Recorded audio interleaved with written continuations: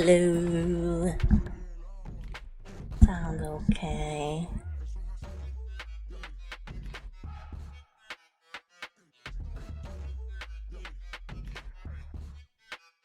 We're drawn.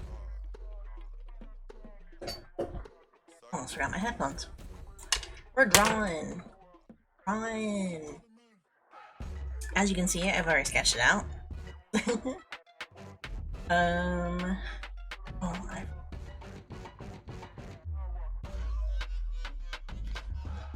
hope the music isn't loud. Hold on. Hold on for me, actually.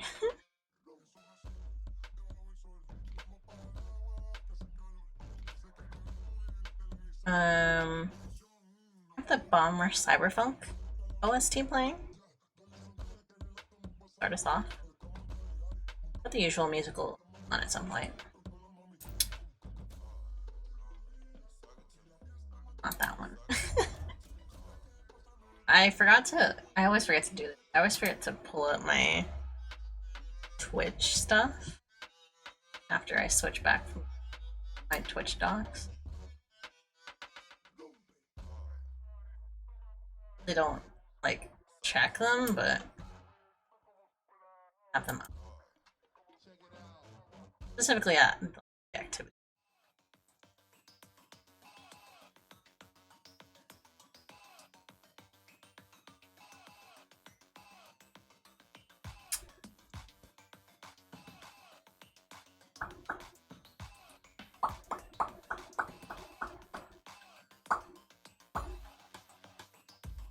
Sorry, I was looking at the audio levels themselves.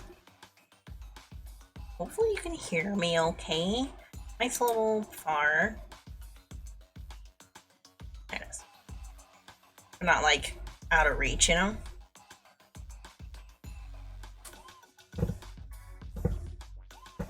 Oh, that's the sound of my tablet, by the way. Wiping it off real quick. I'm gonna go clean. Oh, not a good clean. Let's be real. I've not treated this tablet as well as I should have. I have two versions of this. I have this one. Just like things, but I didn't really like it. But I did like this one pose on the side, so I went with just the witch. So we're gonna do this one. I thought I liked the threes, but I think this one is more interesting. We're gonna change up the process a little bit today. I'm going to color first. I mean, I've already, like, sketched everything, but, like,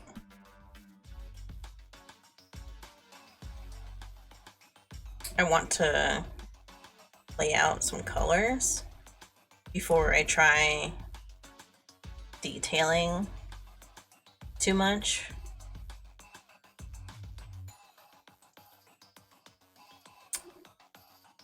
Let's see.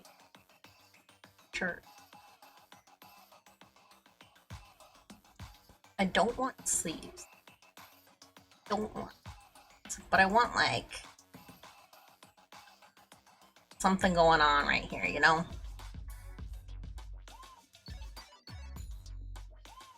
Maybe puffy? Puffy shoulder? It looks kind of princessy.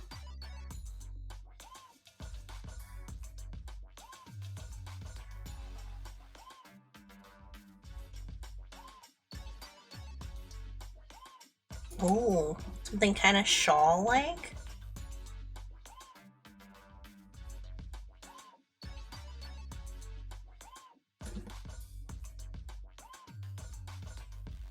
Got this.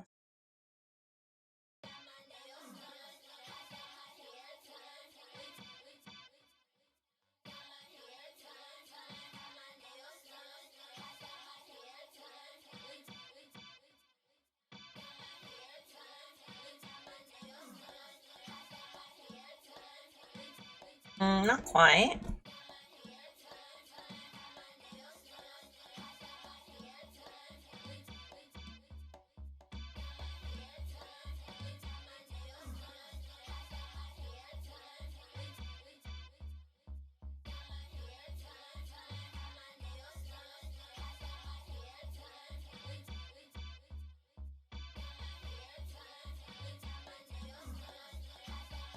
Like that.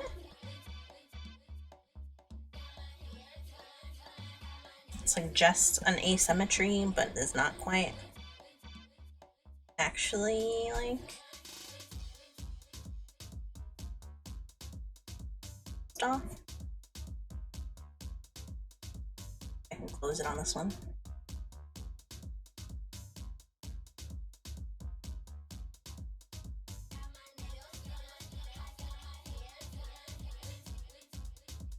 I know I just said that we would be coloring first, but like, I want to be sure that I have an idea of where the shirt colors are going.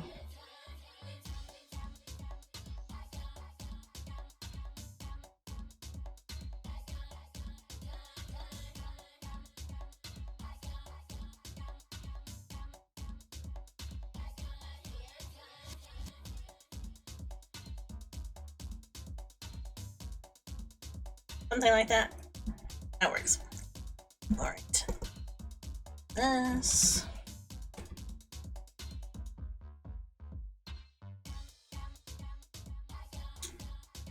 We're putting down rough colors first. I'm thinking this is probably gonna be green. I'll put my base colors.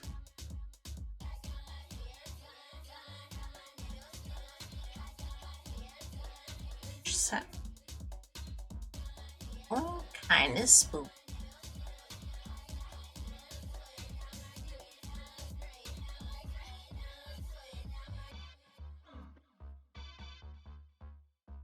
Hair color, my hair color. Anything shape shifted.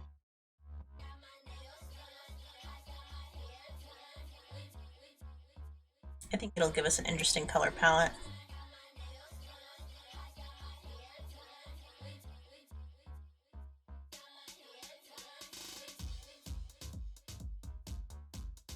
Also, this isn't going to be as clean as last one. I don't know if I'm going to do line art on this, just because I wouldn't be able to get it done on a stream. And I feel like I need to focus a little bit more on my color usage. Maybe without the line art. This line art makes it go faster to color, but like, if I don't know how to use my colors in the first place, it doesn't really matter, you know what I mean?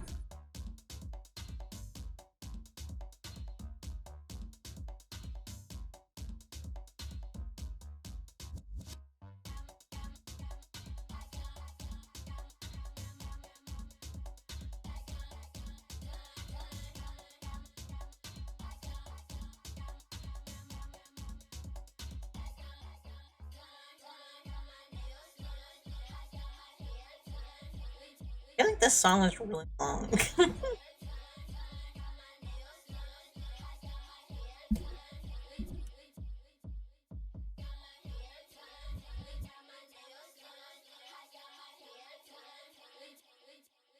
So I wonder how obvious it is by the fact that I did this sketch that I've been playing Baldur's Gate. I've been playing it so much. Like, I'm deep into Act 2, and like, I've died so many times. It's crazy. But also, I've like learned the reflex to quick save on my loads, on my rolls. Sorry. So, yeah. But all the aesthetic choices, they're getting into my brain. Also, there's a kind of creepiness to some of the designing in the game. Like, everything's really fun and clean, but at the same time, there's something like creepy about it, you know what I mean?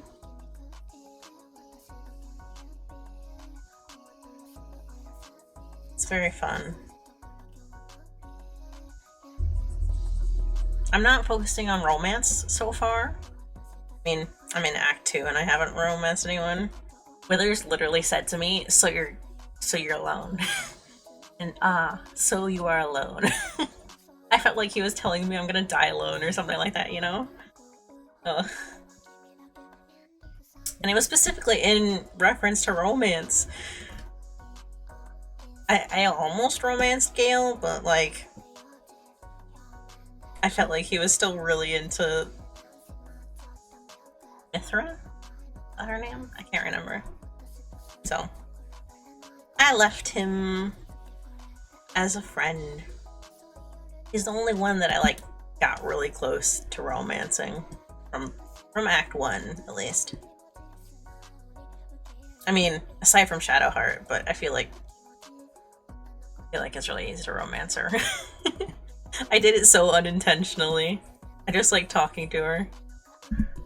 And she was like, I've never felt this way about anyone except for you. This is the first time I've ever felt like enthralled by somebody. That's not what she said exactly, but like that's how it felt like. So based on like the other ways that she talks about stuff, that's what it felt like she was saying. Oh, and Lysel. Lysel came on to me so hard and so fast. I was like, I'm not into it, but thanks. Oh, it's something. It really is. Let's see. Can I get my skin base down?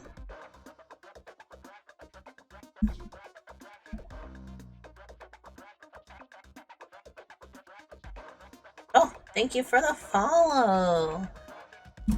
Dark Wolf? Why is it cut off again? Dark Wolf, 1987. Yeah. I feel like this happened last time too. I learned an odd size, and I don't remember how that happened. I'll have to figure it out later. But thank you for the follow. Much appreciated. We're laying down all the rough colors right now because I want to try focusing on my colors for a little bit. My art's very nice, thank you. I sketched this earlier, so we're building off of it. I wanted to be sure that I had like some idea what we were doing today. I thought about going into line art again, but I want to make sure that the atmosphere, all that feels kind of spooky. I want to do colors first. Make sure that they work.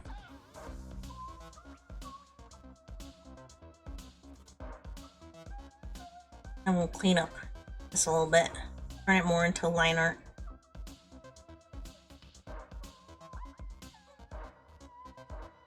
What was I talking about? Oh, Baldur's Gate. It was very fun to see all the environments too. I feel like the environments in Baldur's Gate are really they're really detailed, but also like open enough that like they don't feel crowded, which is very fun. But all the aesthetics and everything is like, yeah, it makes me want to draw it all. I felt a very strong desire to just draw a whole bunch of witches and wizards and stuff like that. Vampires. Get that old-timey fantasy clothing in. I think that's why I chose a witch, maybe. Thought about doing... Ivan, hello! Long time no see! Thought about doing like a vampire, but it didn't feel like the vibe, you know?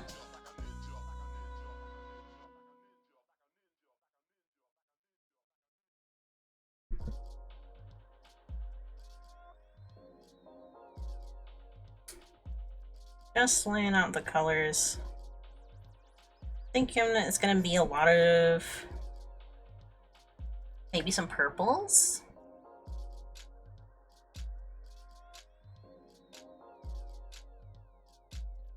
and all that.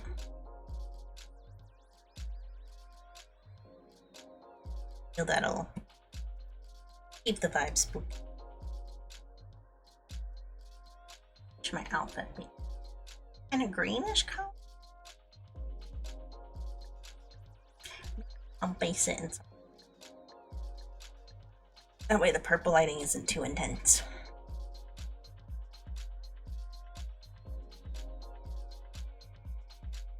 Right now I'm using like some colors that I've set for myself that I've also used in my other models, my alternate models. So hopefully it's not too garish. How's my day going? It's going good. I ate supper. We had some pork. I've been watching some videos. I watched some music, or I guess I technically listened to some music videos. Kind of spooky. I'm getting into the Halloween mood. I've been working a lot, so I work at like a cosplay makeup shop and a crafting shop, and I've been getting a lot of people coming in, getting ready for Halloween and all that. So I've been building up my Halloween vibes, getting into the spooky spirit.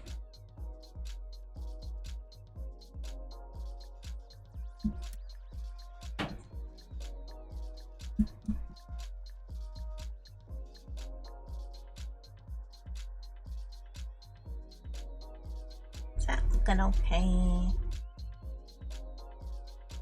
Might be too purpley. Yeah. Let's go red again. Really quick.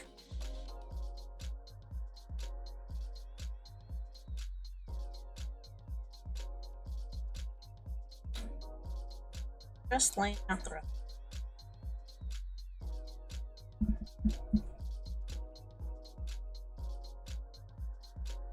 Now the inner.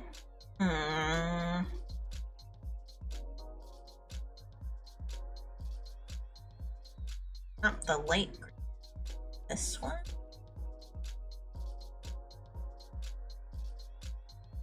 Oh, that's almost neon. This one. Yeah. Tealy.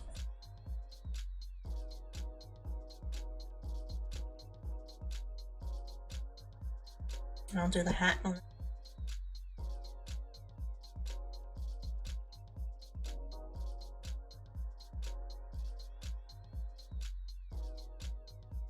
How about you, Ivan? How you doing? How are you, Dark Wolf? How's your guys' day been so far? Hopefully good.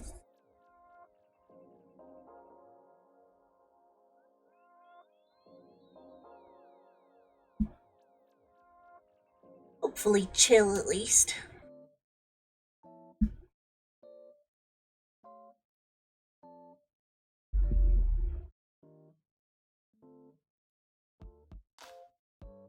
Your day is good? Good.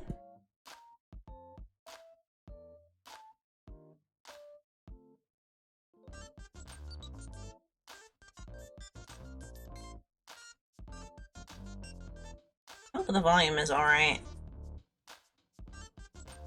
for the music. I know it's real funky today, but also it's got a lot of variation between each of the songs.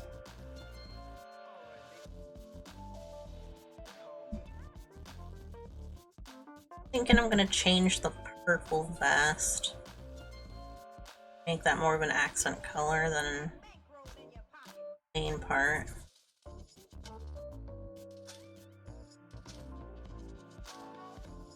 I also gotta add the yellow to my hair.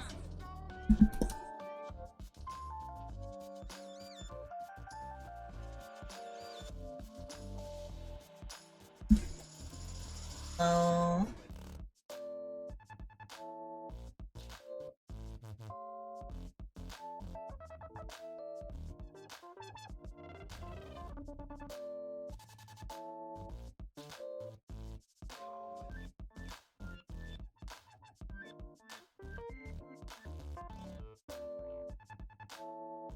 It's also getting into the spooky music is good. Good.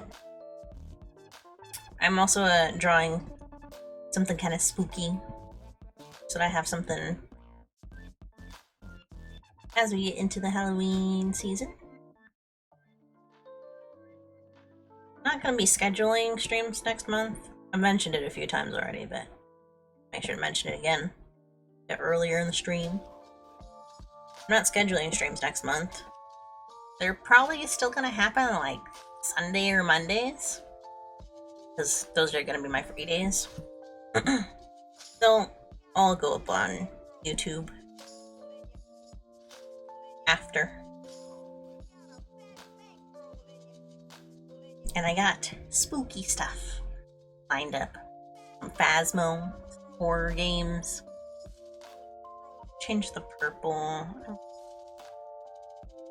Sets. No, that's ugly.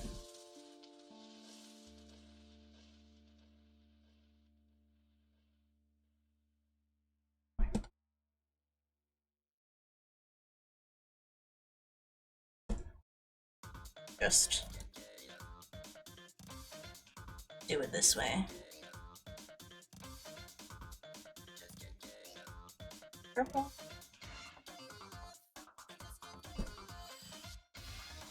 Not quite.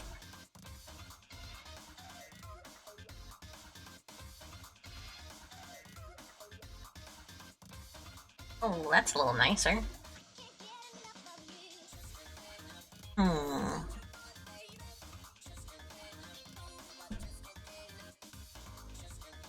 Well, I like the kind of violet-y one.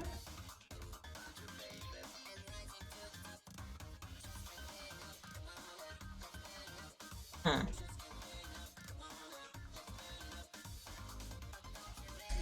me see about...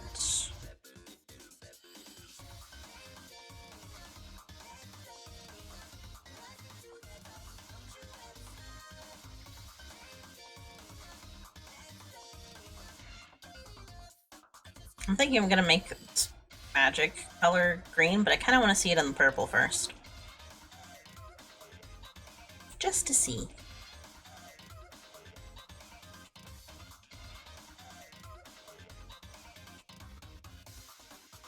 I think Halloween is my favorite holiday, but also like, I just like the fall season in general.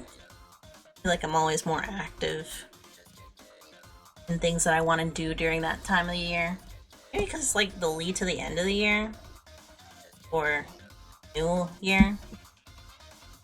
I feel like I want to try just getting stuff done before the new year comes. You know the feeling?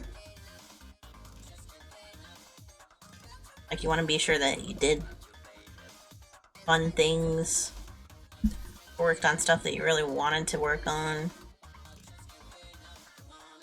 so you can get like a fresh start once January hits. Plus my birthday is in January. That leaves me with lots of free time. But oh, excuse me.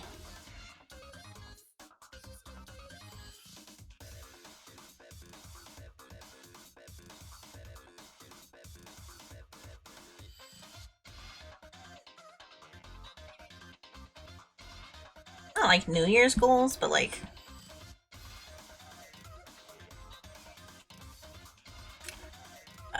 I don't know.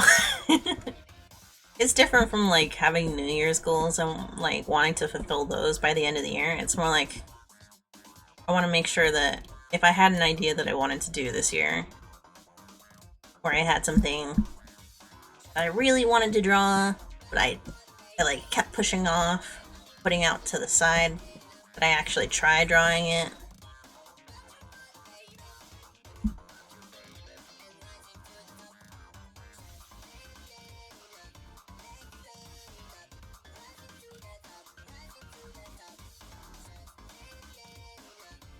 I like that.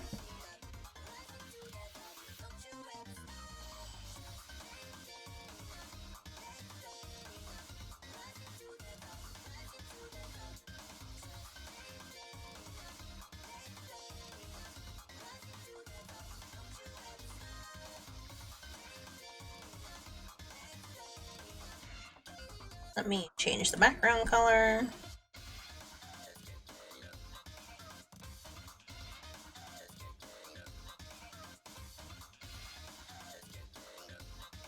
Ooh.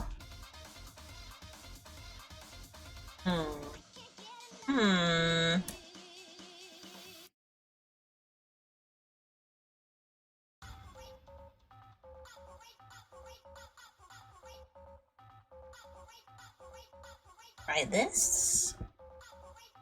And how do I do this?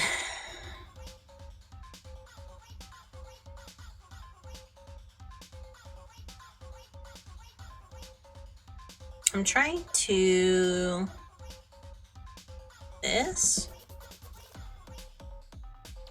It does it to the whole drawing. I don't want it to do that.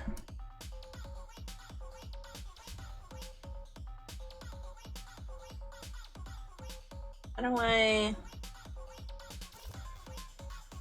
do it to just this layer? I'm trying to change the color without like actually having to recolor the whole thing. That's something I can do in like Paint Tool Sai. I don't know how to do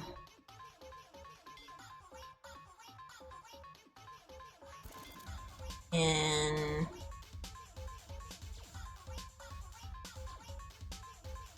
this one.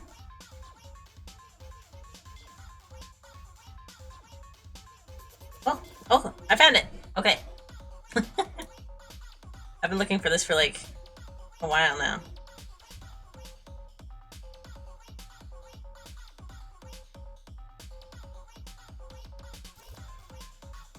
Yeah, it looks good in green. Let me try it on the purple vest. I think purple is just not the right color.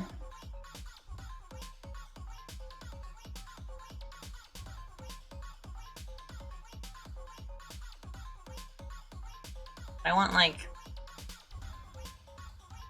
something more vibrant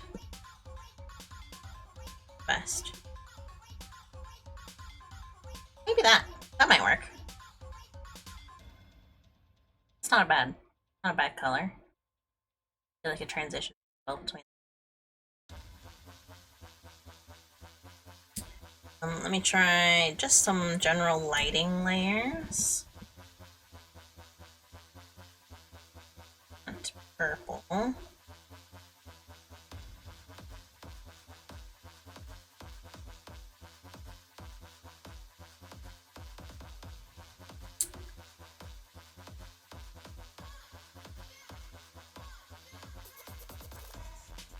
Dodge, maybe? Multi? No, definitely not multiply. Color burn. Oh, that's close.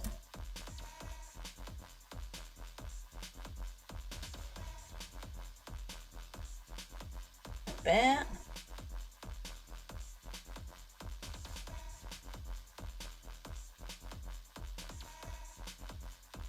I want it around. A little too dark. That. Maybe not color dodge. Color dodge is usually like a burning kind of color effect. Not really what I want. That might work. Make it darker.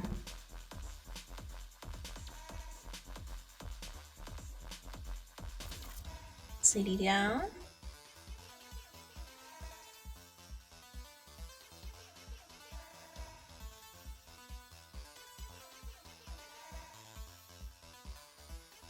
Vivid light. That's pretty close.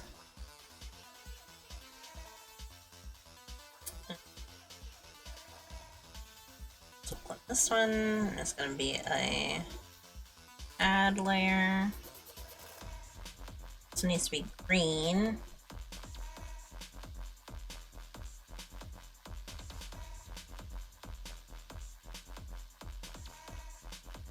Maybe not add, maybe soft light?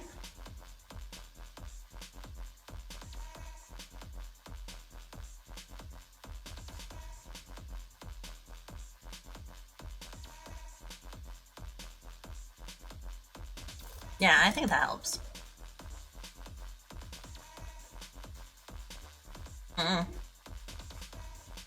Oh. 2. I am looking at this like it doesn't look like I put down all the colors. It's because I didn't. I didn't put it down all the colors.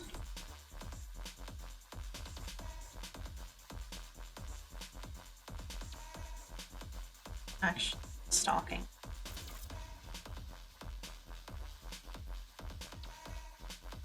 One-ish.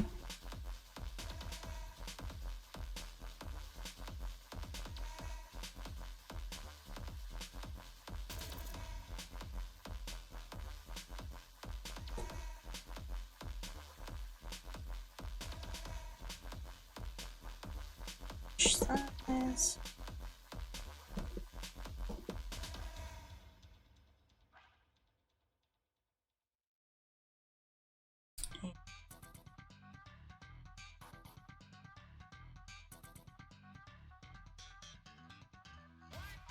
Out there.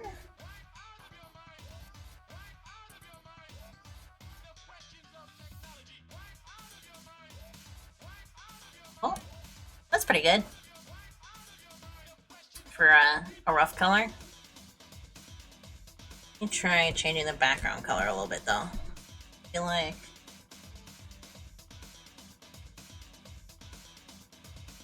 you could better color.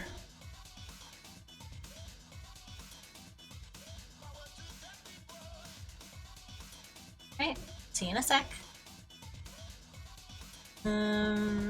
Maybe.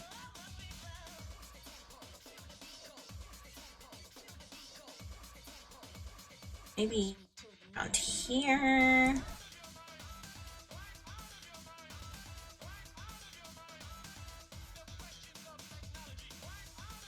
Actually, yeah, let's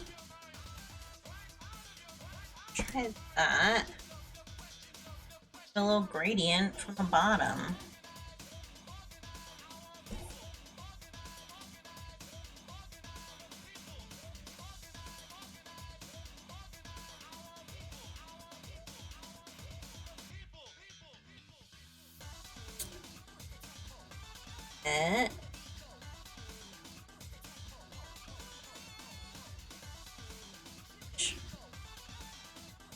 Nope. Color pattern. Yeah. Some downloaded image material. Heck?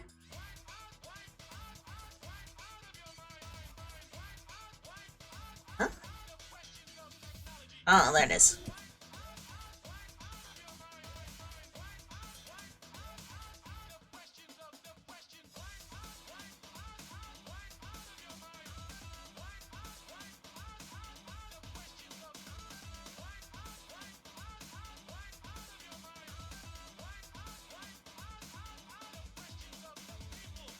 Yeah, that works.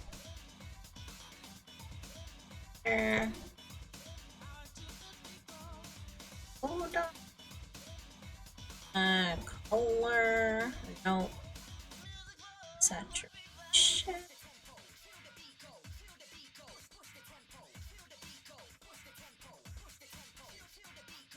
Wait.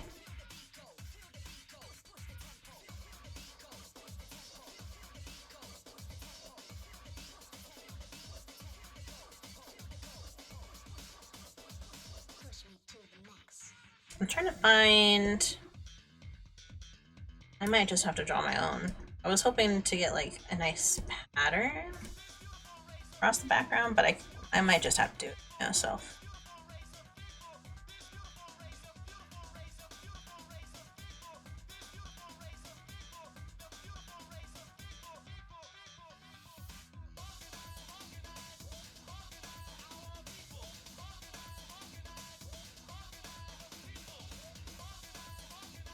Hmm.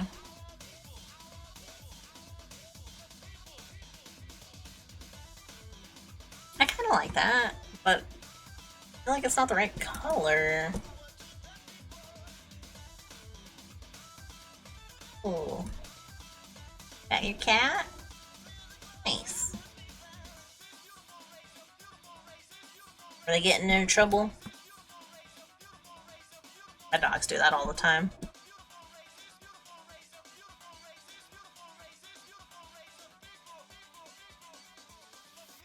Hmm. Let's try some other color. Actual color itself. Actually, hold on. I think I have a circular. Yeah.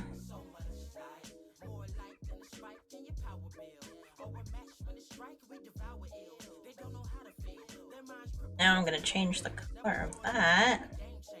I'm trying to decide how in depth the background is gonna be.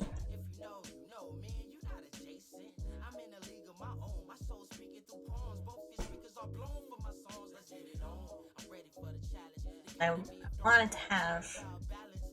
I want it to be a little spooky, but also like cool, you know?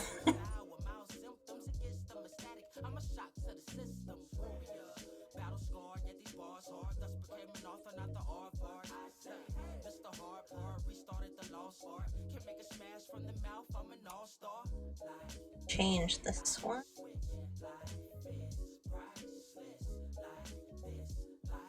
No. Light? Ooh, hard light. That's about what I actually wanted.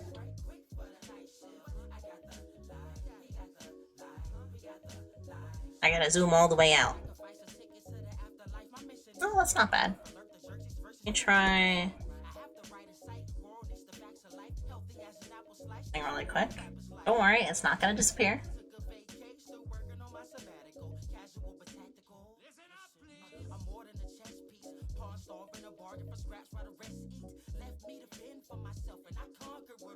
I'm essentially just seeing like how much does the general layout make sense of it with the color so far. It looks good. You can see all of it without the detail. So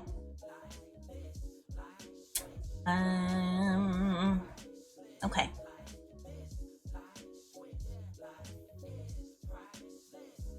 Now I'm gonna take all the colors.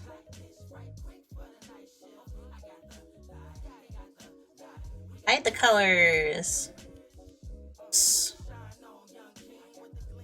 And we're gonna clean up the sketch.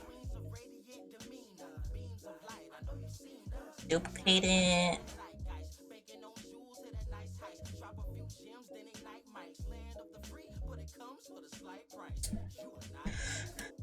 This one. And we're gonna work on copy.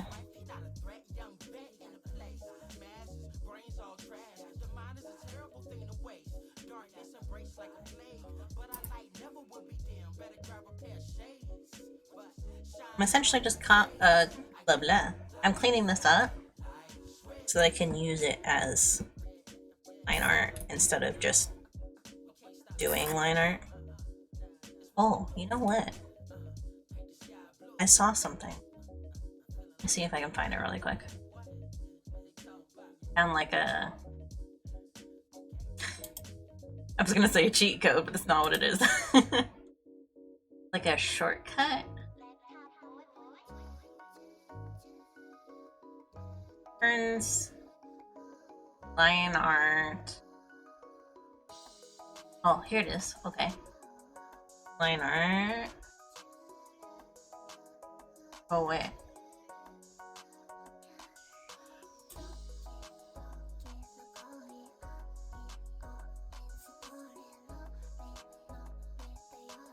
Oh, I see. I see what it is.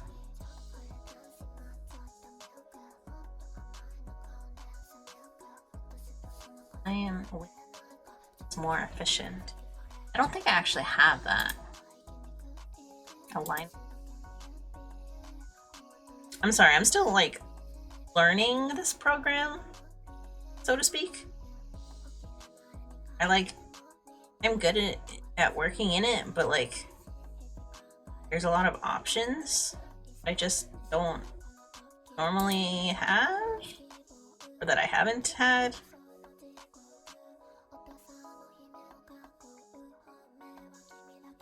I want to make sure that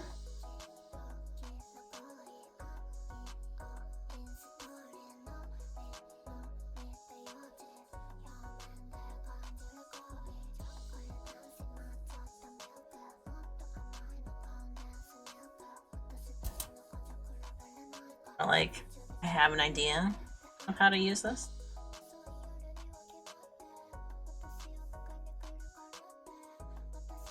I don't think it is doing anything. It's just the figure tool, which is not what I want. I think. It's fine. I'll just clean it up.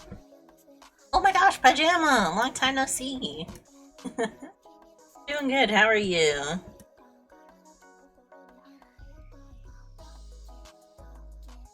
We're doing some spooky art today.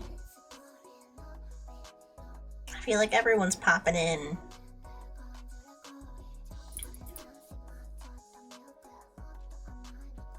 Using a different program though, so I'm like trying to figure out if I can do things that I have ideas about. There's tools for it.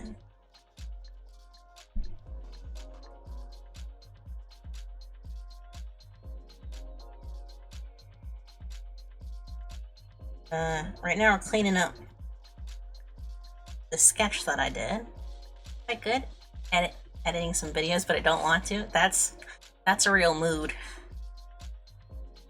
I have some videos that I was like thinking of editing, some clips and stuff, but like every time I think about it, I'm like, do I really want to? I do need to make a new intro video for my channel though, so this is the rough colors that we've done so far. Just cleaning up sketch so I don't have to do line art. It's like editing of art. It makes it look nicer, but like it takes too long. So I'm cutting corners essentially. We're making more efficient use of my sketch. But yeah, I know the feeling of not wanting to do some editing.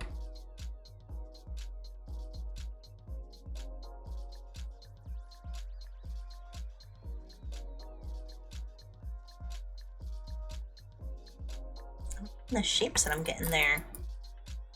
Nice. I like that. Been up to anything particular? Anything good happening?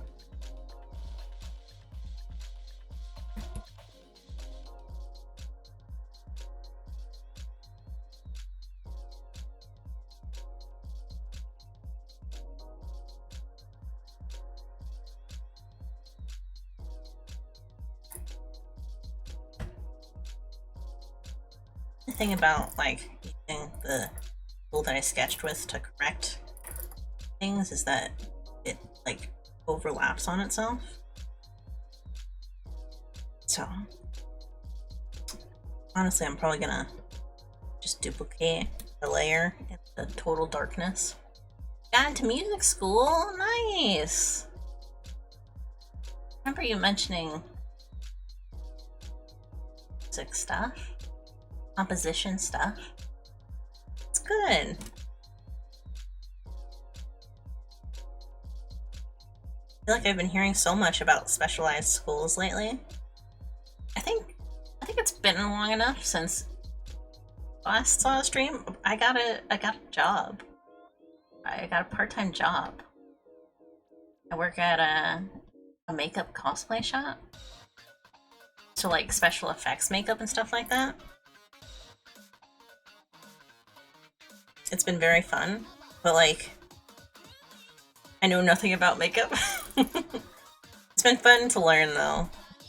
Like, there's so much in the way of products that I've learned about. It's very cool.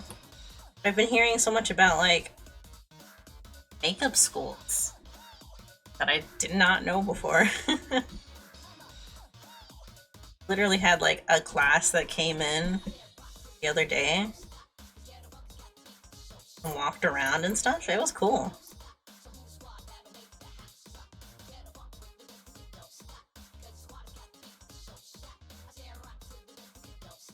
Are you enjoying school so far? I assume composition. Position, interesting. It didn't start yet? Does it start soon? I know it's like school season. I was so surprised when it came like August. And people were like, school starts. And I was like, what? I feel like school just got out.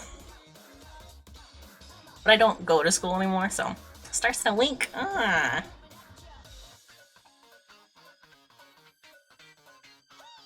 It's exciting. I hope you like it. I know that like school can be intimidating sometimes, especially if you're like going and learning something really specific that you're really interested in. Like, I had to take some elective classes and I was like, oh, I'll take some art classes. And I was excited because it's been a really long time since I had taken an art class. And we were specifically doing figure drawing, which is not something I've gotten to do. Like a college level figure drawing class. I was very excited, but also like super nervous. Because it was like the first time I was gonna be able to do like something so specialized, you know, where like there's other people who are interested in the same career path in a general sense, you know what I mean? So I understand the anxiety you might have, but I'm sure it'll be exciting. You'll get like settled in faster than you think.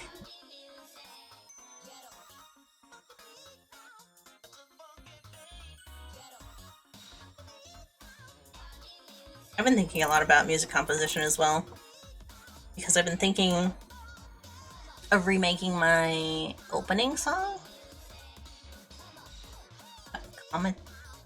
Competitions? I don't know what those are. Competitions. Are those like something in music composition? Oh. Wait, are they already giving you homework? Is that what you mean?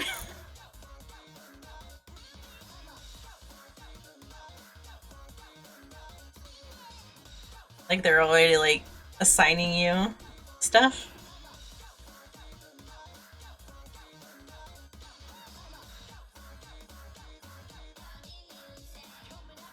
Commissions. Ah. Oh. Wow. That's that's actually kind of cool. My experience with art school and stuff like that. A lot of the time when you're getting like industry interest, it's because like they have someone from within the industry coming in and like hosting a class or something. But not like for commissions. There's usually like a larger project that you do over the semesters. Stuff like that. At least from what I've heard. I have not actually gotten to attend art school. I just have had some art classes. Most of them have been like portfolio style classes where we work on a larger amount of stuff over the year, and then like at the end of the year we put stuff in one portfolio, you know what I mean? And then we like look overall at what we've done. We choose like our best pieces, stuff like that. Is this closed? Is this thing closed? No.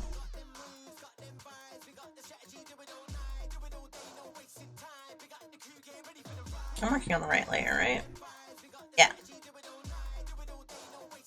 School is quite elitist in the positive and negative way. Only 2 people in... Whoa. Small school? Big school? Like a competitive school?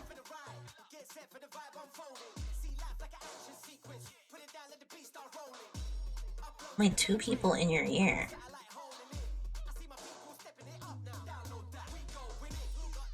Now that I think about it, my art class was kind of small. And I've heard about some schools that have like a really small amount of students that they accept per year. But I guess I'm used to also like public schools. Took me 1 year to get in. Oh. Well, at least you got in. That's a nice relief off your shoulders. Not having to like reapply or something like that.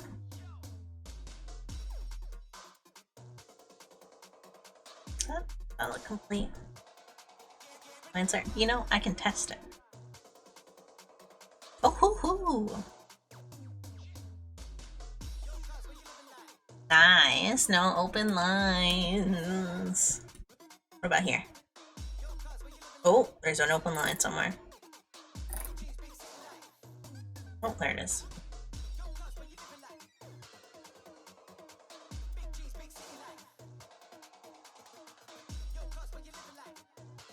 Anxious. This makes me think, I don't know what I'm doing. Oh, yes, I know that feeling exactly. I felt that very much with streaming sometimes. Then, like, trying to figure out if I should make a clip or just upload the VOD, or like if I should do both, or like what I should post, when I should post it, stuff like that. So, yeah. I felt that way about when I was applying to schools initially too, out of high school. Like, there was one school that I really, really wanted to get into, and I technically did get accepted, but it was expensive at the time, so I didn't go. But like, the entire time I was like, oh, should I have done this instead of this? Is this the correct, is this the thing that they're gonna get interested in? What if they don't accept me if I reapply? What if I have to reapply and they're like, she failed the other time, we're not gonna let her in? You know what I mean? But it's a nice relief, like, once it's over and you, like, know if you're accepted or denied or something like that.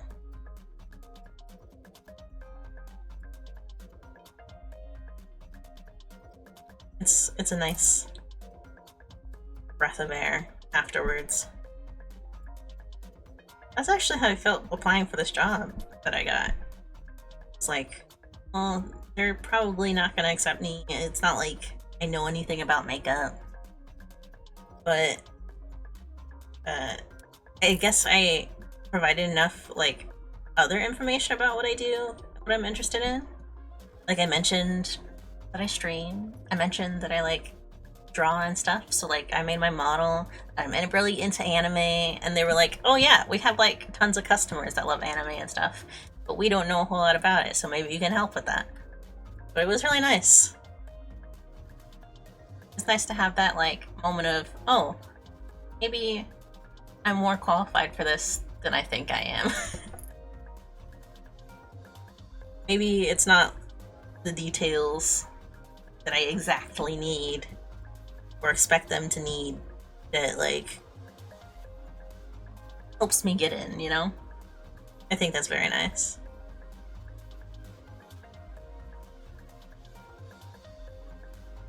To figure out. Yeah, that's good. Let me make sure there's no gaps. There's a gap somewhere. Where is it? be on the side. Oh, there it is.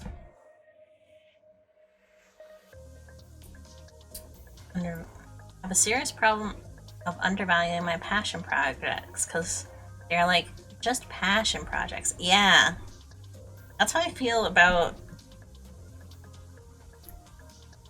my art sometimes. I'm like, yeah, I like drawing this, but like, is anyone else gonna enjoy like seeing it after I'm done with it? Is anyone gonna be like, oh, I like that thing too, your picture is so good? Or are they just gonna be like, why did you draw this? That's how I feel about it sometimes. Glad that's clean. I shouldn't have to change that later.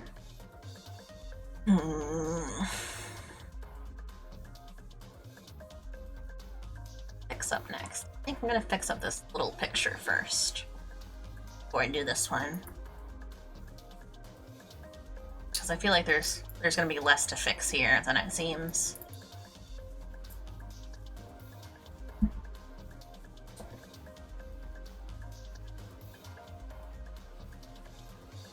It's also like, I feel like I have imposter syndrome, but then like something happens and I'm like, wait, why do I think that I'm copying someone? What makes me think I'm like trying to be better than I am or something like that? I'm not doing that. Sometimes I'm like, should I really be the one doing this? Shouldn't it be someone like more skilled than me doing?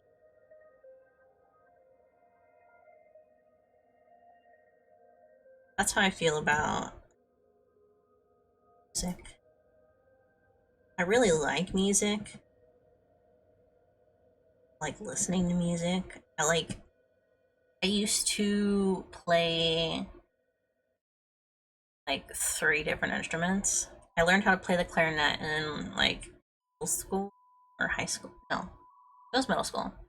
And before that, I was really into playing the guitar and drums because my grandpa was a drummer. He was in a jazz band for like pretty much through his entire retirement. Like from when he was a young man all the way through his retirement, he was in jazz. And he played the drums. So I picked up a lot of that when I was younger. I haven't gotten to keep it up because drum sets are both expensive and loud. So, I don't like feeling like I'm like too loud. Like even with streams, I feel like I get like this self-conscious, like, oh, am I being too loud? But I know that's not really the case. And even if I was, like, I'm not like in the way of others, you know? Music is time-consuming and expensive, yeah. And so I actually have a bass guitar now. I'm trying to pick it up again because I also learned how to play the bass guitar. I played drums, guitar, bass guitar, and keyboard a lot through elementary school because there was a local place that like had lessons in a summer camp. I was there like all the time, and I don't remember what it was, but like at some point I stopped going, so I didn't get to keep the skills up. And then in middle school I like joined our band guitar. It was a bunch of kids like playing guitar together in guitar class. And after that I did clarinet. At one point I did violin, but that was just like the basic level. I wanted to do cello because I really like bass tones. I really like deeper tones and stuff like that. So, but since then, I've really wanted to start learning bass guitar again.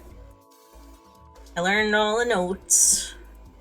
I don't always remember them, but I've been trying to keep it up because I'm like, I'm really interested in music. And I want to be sure that, like, I don't feel like giving it up just because I'm not good at it yet, you know? Oh, John Michael Basquiat, yes! Art is the way we decor space, and music is the way we decor time. Yes, exactly. Exactly correct. That's exactly how I feel about it. And I feel like I listen to music a lot. Maybe a little too much sometimes. Um, Usually my Spotify wrap up says that I have like 10,000 hours in music and listening to music, which is crazy. A lot of the time I'm in the top 2 to 3% of like really popular music artists as well, which always surprises me.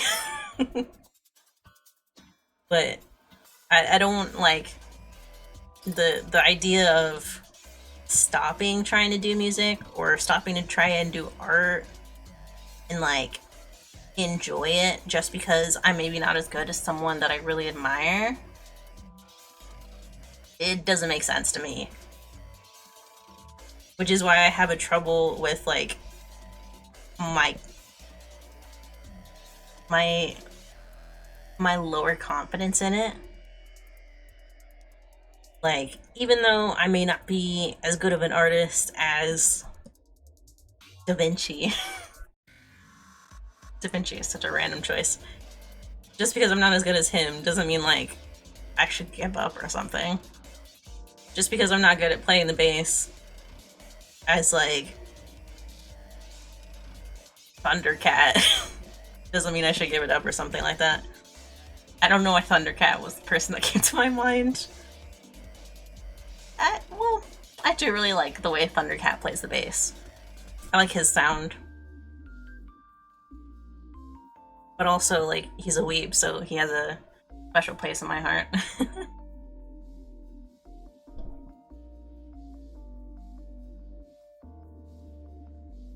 But that's my feelings on, like, imposter syndrome. And wanting to be better at something. I feel like I'm allowed to just enjoy something, let it fill my time, and do it because I enjoy it, not just because I want to be good at it. You know what I mean?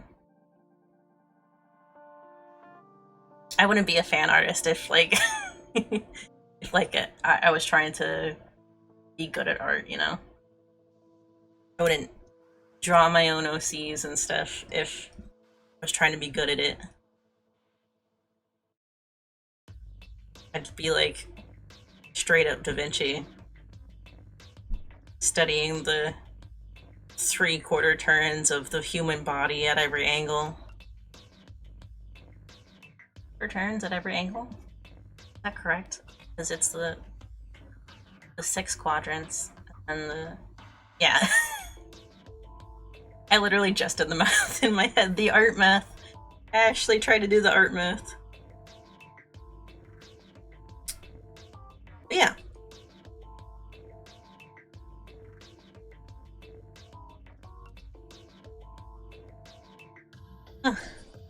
I'm glad I got to talk about that. That's something I've been thinking about a lot too. Cause what was it? It was something recently where I was like trying to think of what I was gonna do. I think I was trying to schedule streams for next month, and I was like, should I do fan art or something like that? And I ultimately decided not to. I think I have a special project lined up and another spooky art stream. Maybe something more spooky than this is, but like I was trying to decide if I was gonna include fan art or something, but I didn't. And I was like trying to figure out maybe why I felt like I should. So I think if I could just enjoy music, my compositional output would be completely different. Yeah. And they might create the persona of mine, so I can just have fun. Yeah, that's a good way to think of it. I think that's also why I became a VTuber and like have been leaning more into drawing streams than previously. Like, I know I started with Overwatch and video games and all that, but like I wanted to do art streams from the beginning and I wasn't because I thought, oh, people won't really come and hang out for that, you know? It won't be interesting like a video game will be. But it still technically is interesting. It's just interesting in a different way. It's for a different vibe. And if I wanted to do art, I should just do it. So that's why I've been doing a lot more drawing streams. I haven't stopped playing video games. But in becoming a VTuber and like wanting to stream art, I wanted to do stream art. So, kind of guy that just watches art streams, so yeah. Except my streams. Thank you. I have a couple of video game streams coming up. I moved the Genshin streams, the Genshin build streams, like specifically over to YouTube. I've been streaming a little bit over there actually. Not like like not more frequently than Twitch, but like once a month so far. It's been 2 months. But I've been moving the Genshin streams over there because I know that a lot of Genshin builders post videos more so on YouTube than on Twitch. And people look for them there, so I still like doing Genshin builds, so that's living over there from now on. I might not do as much Overwatch anymore, but the occasional random video game we're doing over here. Like next month I want to do a Phasmo stream, Phasmophobia, little ghost game. Not quite hunting ghosts, even though that's the point of the game. But I want to do a little twist on it. A little twist. But that'll be towards like the end of the month. Or maybe the middle of it. But also, I want to play Sucker for Love. Sucker for Love. And, a cello art game. He has a really short one called, like, Inanuki Tunnel or something like that. And I got both of those. So, we're gonna play those towards the beginning of October. No exact date, because I'm working, like, 4 days a week next month. It's October. Everyone's trying to buy makeup for Halloween. So we're extra busy.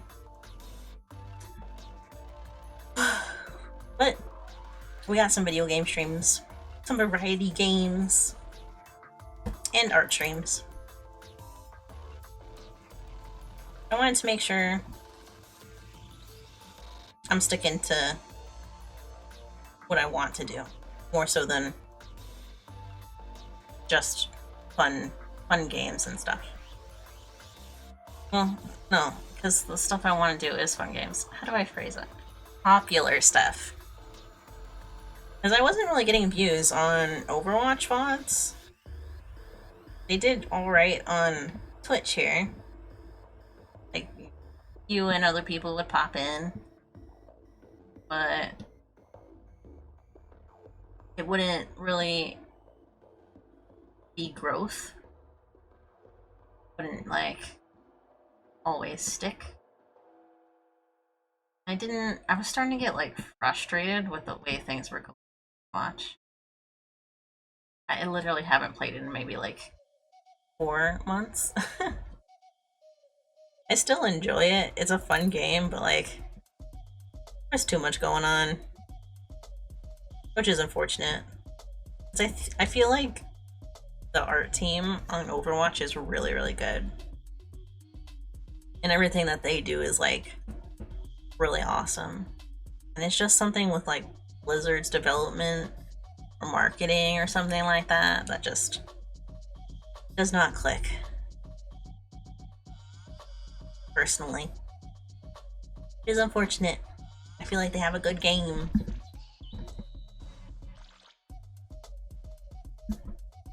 Summit. Right now, I mentioned it earlier, but I'll mention it again. We're listening to the Bomb Rush Cyberfunk. You gave me the will to make a stream later this night.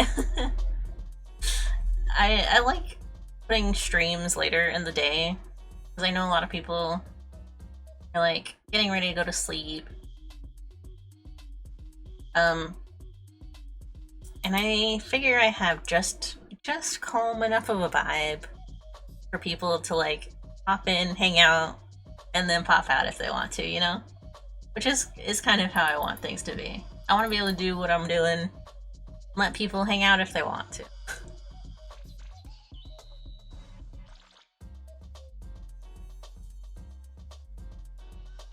Or just fall asleep listening to the stream, you know? Exactly. Good. I'm glad that it's like worked out that way at least. That's what I kind of wanted. Then I mentioned this, but I'll mention it again. The VODs going up on YouTube. I usually put them out on Friday, Saturday. That's because I noticed around midday more people tend to watch them there. They still do pretty well. And then if it's like midday, not midday, like 4 or 5 US time, it gives people a chance to watch it after work and stuff like that, which I have noticed doing really well. My art streams especially, I've been surprised, have picked up over on YouTube, which has been nice. What's going on with this hand?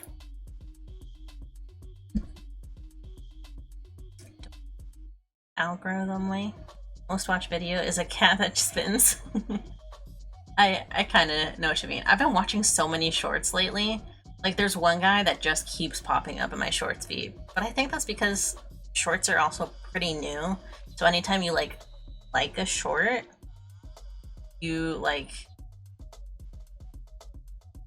only get suggested more stuff by those people, which I kind of noticed with my shorts when I was uploading them.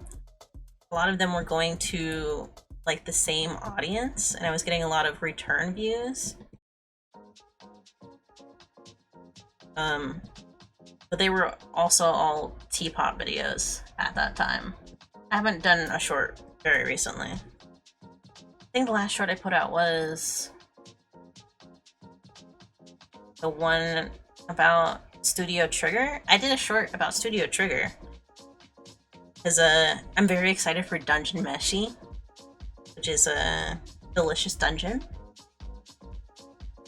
And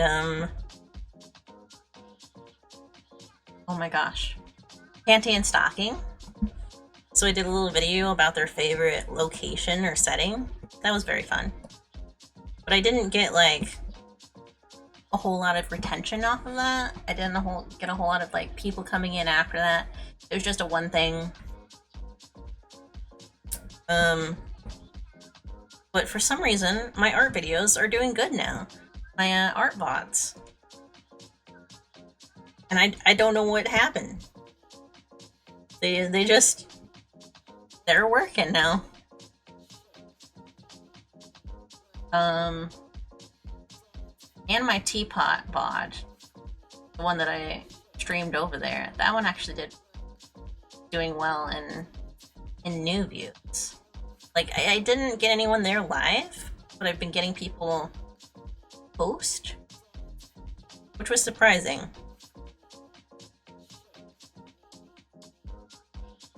But also, again, it's the teapot, so I expect people who are looking for teapot builds are gonna get those after they search them, not really live watching. But yeah, the YouTube algorithm is a little fickle. It'll suggest what it wants, and then if you get views, you get views, I guess.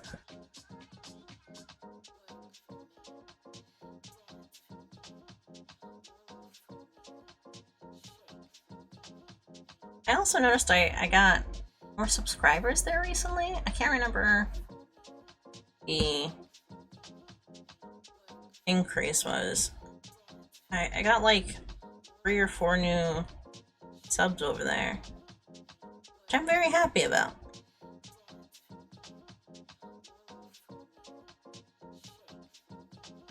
I like using YouTube as the secondary to Twitch.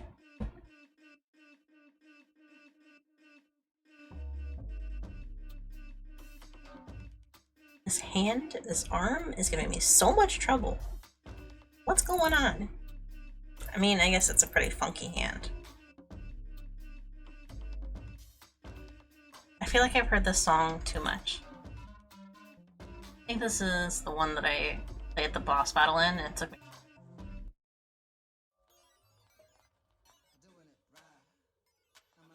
Not sub to me on YouTube. I don't remember if I linked it. Did I?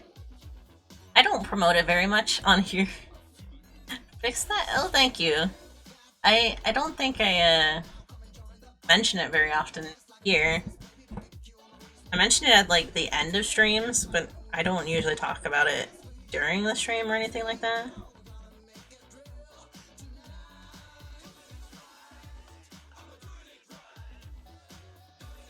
I like the song. But also because it's just VODs. I think the shorts is the most original content that goes up there.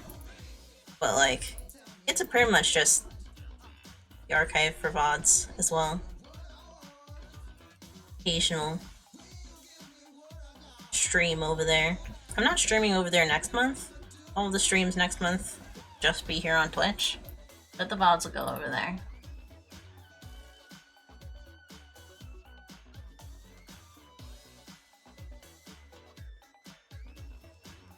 What's going on here? I gotta redraw this hand. I just gotta redraw it.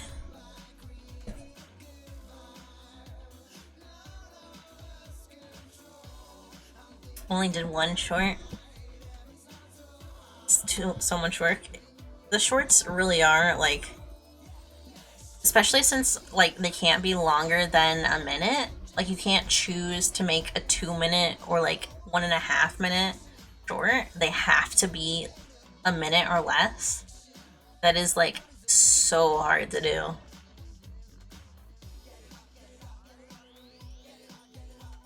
I thought about doing it for clips, but sometimes, like, a clip needs to be a little longer than a minute.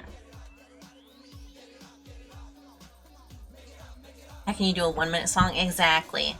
I follow this guy. I'm subscribed to this guy called Ichika Nito, and he's a musician. Hold on. Make sure I have that right. And he uploads like 1.5 minute videos sometimes of him just playing a little ditty. But even then, like, they're usually longer than a minute.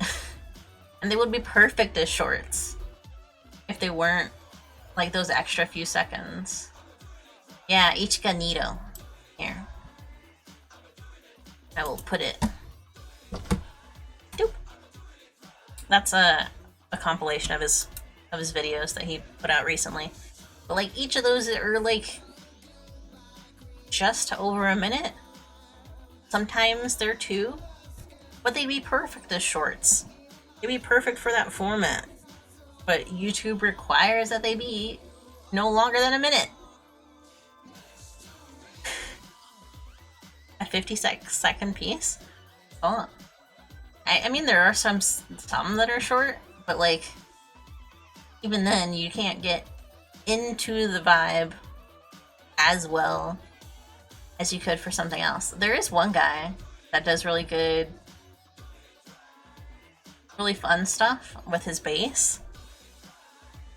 I see him pop up all the time on TikTok and YouTube. Just cute and cheeky? Yeah. That's how this guy's videos are usually. Not Ichika's, another guy. He has like a green bass and like a 6-string, sorry, a 7-string or something like that.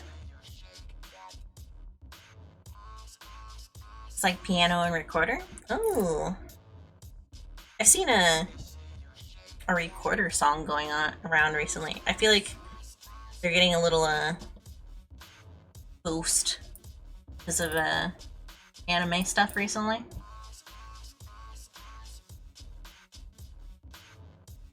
Oh, this is this song.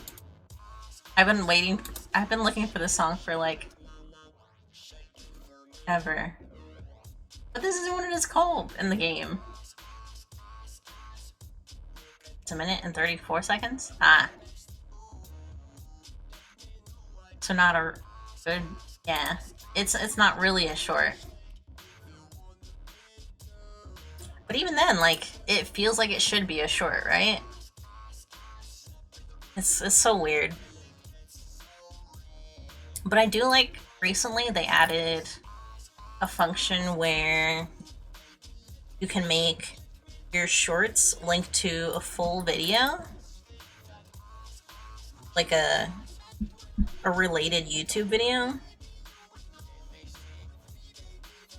So I think that'll be a really good way that people use shorts to get people to go to their like full videos. I've seen the Try Guys using it a lot. They like put out shorts and then it links to their full video. I've seen some Let's Players do that. I think Selene also does that. I saw some of her animated shorts recently. And that's when I noticed, like, actually that function was live. Because I heard about it. But I hadn't seen anybody using it yet. But Selene, I saw one of her Niji Bites. Her little animated shorts. Usually about 1 minute. They're in the shorts feed. And it actually linked to, like, the VOD that it was from. I thought that was so cool. Make informational videos, not just purely music based. Yeah, I feel like the shorts are really good for that kind of thing.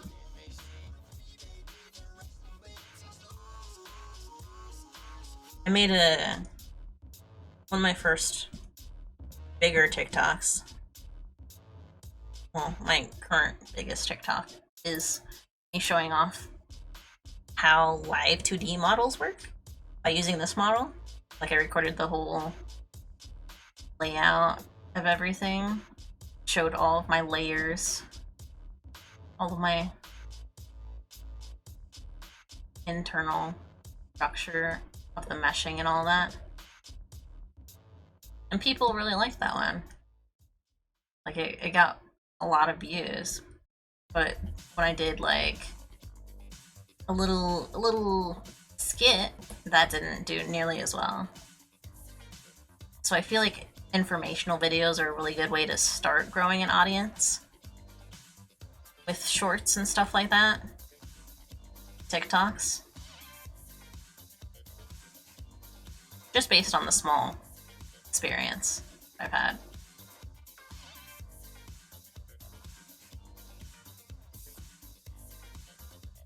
I just realized I'm looking at my second screen instead of my main screen. The draw. Like I'm watching my VOD instead of, not my VOD, my live video instead of my actual screen. Thinking making a 20-minute essay kind of video? Yeah! I love essay videos and stuff like that. And I was thinking of doing something very similar.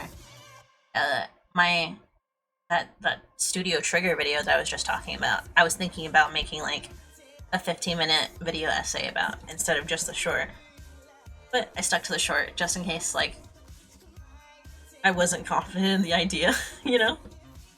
It did pretty well though, so I guess I could make a longer video about it if I really wanted to. But It's whatever. But I feel like a 20-minute music essay video would do really well. You can do shorts out of? Yeah.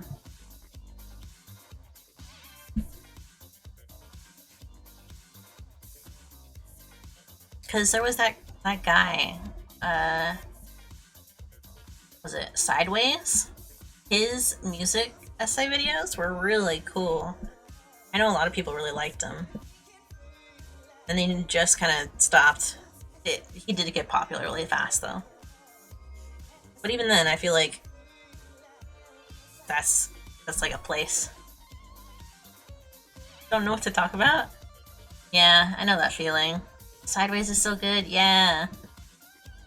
When I was thinking originally of making that trigger video into a video essay, I was like, but like, what would I talk about? What do I talk about other than like just that they like space. They like to use space as a location. And I haven't written an essay of some kind since I was in like middle school. I mean, aside from like high school essays, but that's like an entirely different thing. Like an essay about something I enjoy, I've never written about. I'm kind of doing that now, actually. I started doing these like journal entry things for VTubing. I have one up on Ko-fi. A little preview of it on Twitter. I've also been using Ko-fi a lot more instead of Twitter for big self-sustain stuff. But like Sideways makes like really good informational content that is like specialized in that kind of way. Ugh. It's good. I feel like he's a really good example of that. Aside from like Super Eye Patch Wolf or Jacob Geller or someone like that, you know? Having the ability of delusion that game theory is the blah blah blah. I can't word. Having the ability of delusion that has game theory is the ability to make great content out of nothing. Yeah. I feel like I watch a lot of GT Live, which is Game Theory's live channel, and hearing him talk about the way that they like produce videos and stuff like that is really interesting because he has like a whole team. I also do, yeah, it's so good. I love Ash. She's wonderful. But like the way they talk about stuff and the way that they produce content is so interesting to hear. Especially since he talks about like the way they work with other channels as well. It's so interesting. Ash's comedic queen, she is. What was their new video? I feel like I can't remember what it was, but like I really enjoyed it. I gotta see. I gotta see. I'm checking my subscription feed. I think it was the free roam video. Yeah. The free roam video is very nice. I liked Ash's jokes in that one. They're very nice. And they were talking about how, like,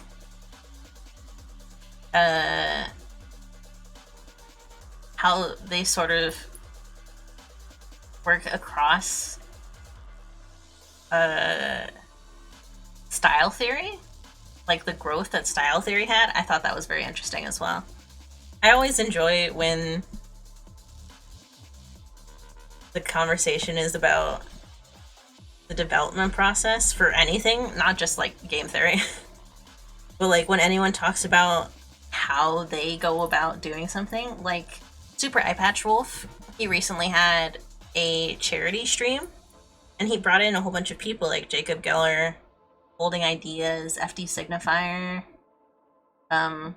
and like a whole bunch of stuff a whole bunch of other video essayists, and it was so interesting to hear how so many of them were like going through their process and making videos, even if it was like just a really little bit about what they do. It was so interesting to hear. Also love seeing Matt Pat's face move. Yes. It's surprising how much more expressive he is than compared to the GT, the game theory videos. Because I also like watched a lot of game theory videos before they expanded to like film theory and all of that. So I thought it was so interesting to like scientifically break down game aspects into like, what if this was a real thing? What if you could do the things that Mario does? What if Sonic really did run that fast? Every theory thing, I am an OG watcher. I don't watch every game theory thing. Like I don't really watch film theory. I occasionally watch food theory because I like food. Like, it's a basic essential. But I also really like style theory, but that's also like, I have an interest in fashion from a like conceptual standpoint. I've been watching a lot of, oh no, what's his name? There's a fashion video essayist who does like the history of fashion, and I've been watching a lot of his stuff. And then style theory came out, and I was like, oh, so cool, so interesting. I've liked their videos so far. It's been very good. I was surprised when he mentioned that like style theory wasn't getting watched as much or something like that, because people hadn't like realized that the channel was out. Because I feel like they promoted it really well. It like grew really fast, but then like kind of fizzled, I think. So they're like keeping a same demographic. No new viewers just yet, or less new viewers than when they initially started. But I feel like that's expected. They just started a totally new channel. All of the videos have been really interesting. I liked the... We were hoping the last channel would be music theory. Yeah. But I feel like, as well, like, they probably recognized that Sideways had really good music theory content, and they were maybe thinking that would continue stuff like that. Because I feel like, even though it's such a niche thing, Sideways' videos got really popular. Like, I couldn't go more than a day without seeing his cat's video pop up my recommended and all that, and it was like consistently getting like millions of views for a while. I was so surprised. The name would have been perfect. It really would have been perfect. But I think they sort of saw like, oh, maybe music is kind of getting that growth from more people being able to talk about it. I also noticed a couple of people like doing voice coaching informational videos more frequently. Music theory is so weirdly complicated, and the community is quite yikes. Quite yikes? What do you mean? Like they're yikes? Like YIKES? But yeah, I feel like even with its complexities, a lot of people are really interested in the way that Sideways presented it. Like, I didn't notice in game theory, Genshin Impact, they had a lot of leitmotifs going through the different areas and stuff.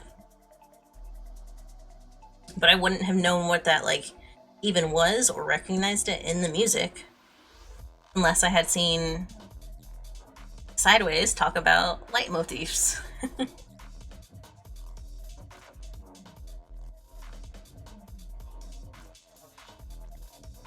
was very interesting to me. Also, what do you mean? 8-bit theory? Like, specifically about 8-bit games?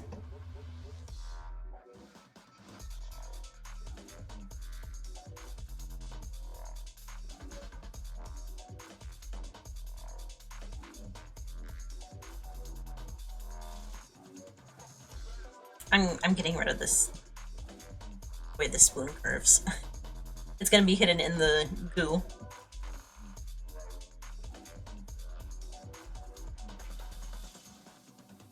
It's bothering me the way it's standing out and stuff.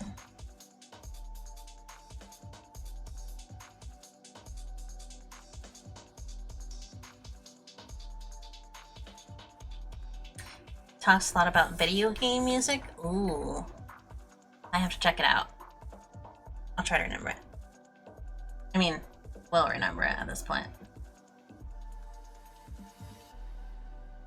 I'll have to try and remember to actually watch the videos. I have so many videos in my watch later for YouTube. It's crazy.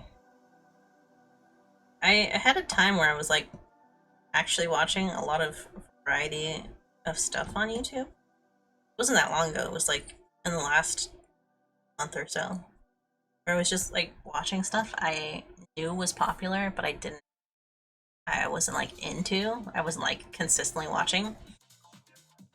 Like Wallace D'Angelo. I recently started watching content similar to his. I haven't actually watched a D'Angelo video, I think. I did a really long time ago, but not like recently in the search. YouTube doesn't know what to do, what to suggest to me. Yeah, I felt like YouTube was suggesting me a lot of the same videos that I had already watched. So I like started looking for stuff that I knew was popular. Like I'm watching a lot of Kenny D. Jenny? Katie Jenny? I think that's still suggested to me. I'm sure of it. Yeah, Kenny JD. She does a lot of makeup stuff, but also talks about movies at the same time, and I've really liked that. There was also a point where I was watching a lot of thrift shopper videos, like fashion thrift shopping, and that was very fun.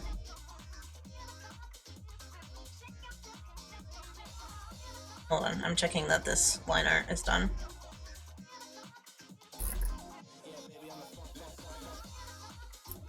On this side. Not actually done. I'm not done yet. But I was like searching for stuff so that YouTube would suggest me newer things. So it was like dipping into commentary videos, I was dipping into like new stuff, fashion stuff. I was just really varying up my content so that YouTube would suggest me new things. And they didn't. They just suggested me more of the same things again. More so, it was more varied than it was in the past. But like, it's still people that I've been watching a lot of, you know?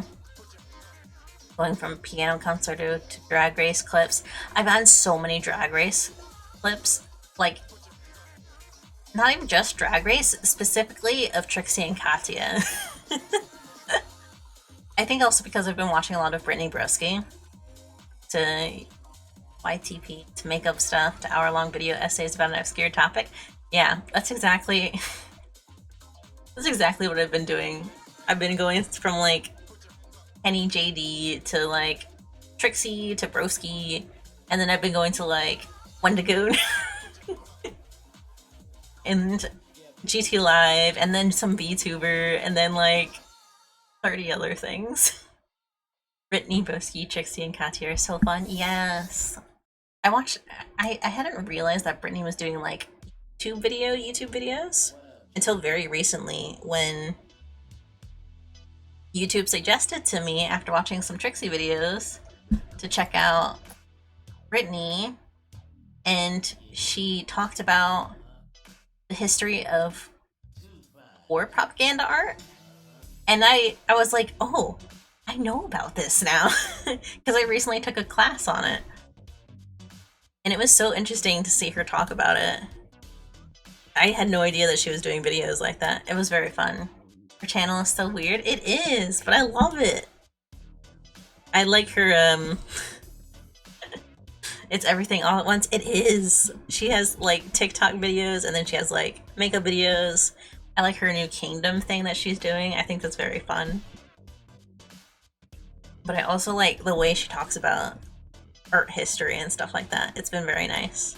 She talked about Francisco de Goya. Oh my gosh, I loved Francisco de Goya in high school. I think I even had like a video game concept after based on that, based on his stuff. It wasn't exactly based on it, but like I really liked the black paintings and all that, which were paintings he did towards the end of his life, and he painted them all on the walls of his house. And it was so cool to me that like in high school, it was so cool to me that like he had pieces that he didn't share with anyone, but are now considered like his best pieces ever. You know? I mean, he was like at one point a royal painter, and then he did a whole bunch of like anti-war stuff, and then he did the black paintings towards the end of his life. And I was like, oh, the variation, the development. And I really like the black paintings conceptually, even though they were named that like post-mortem, like people called it that only after he died, because no one knew that they existed until after he died. I don't know if she mentioned that. Like, they didn't know that he had painted these paintings on the walls of his house until they went in and saw them there.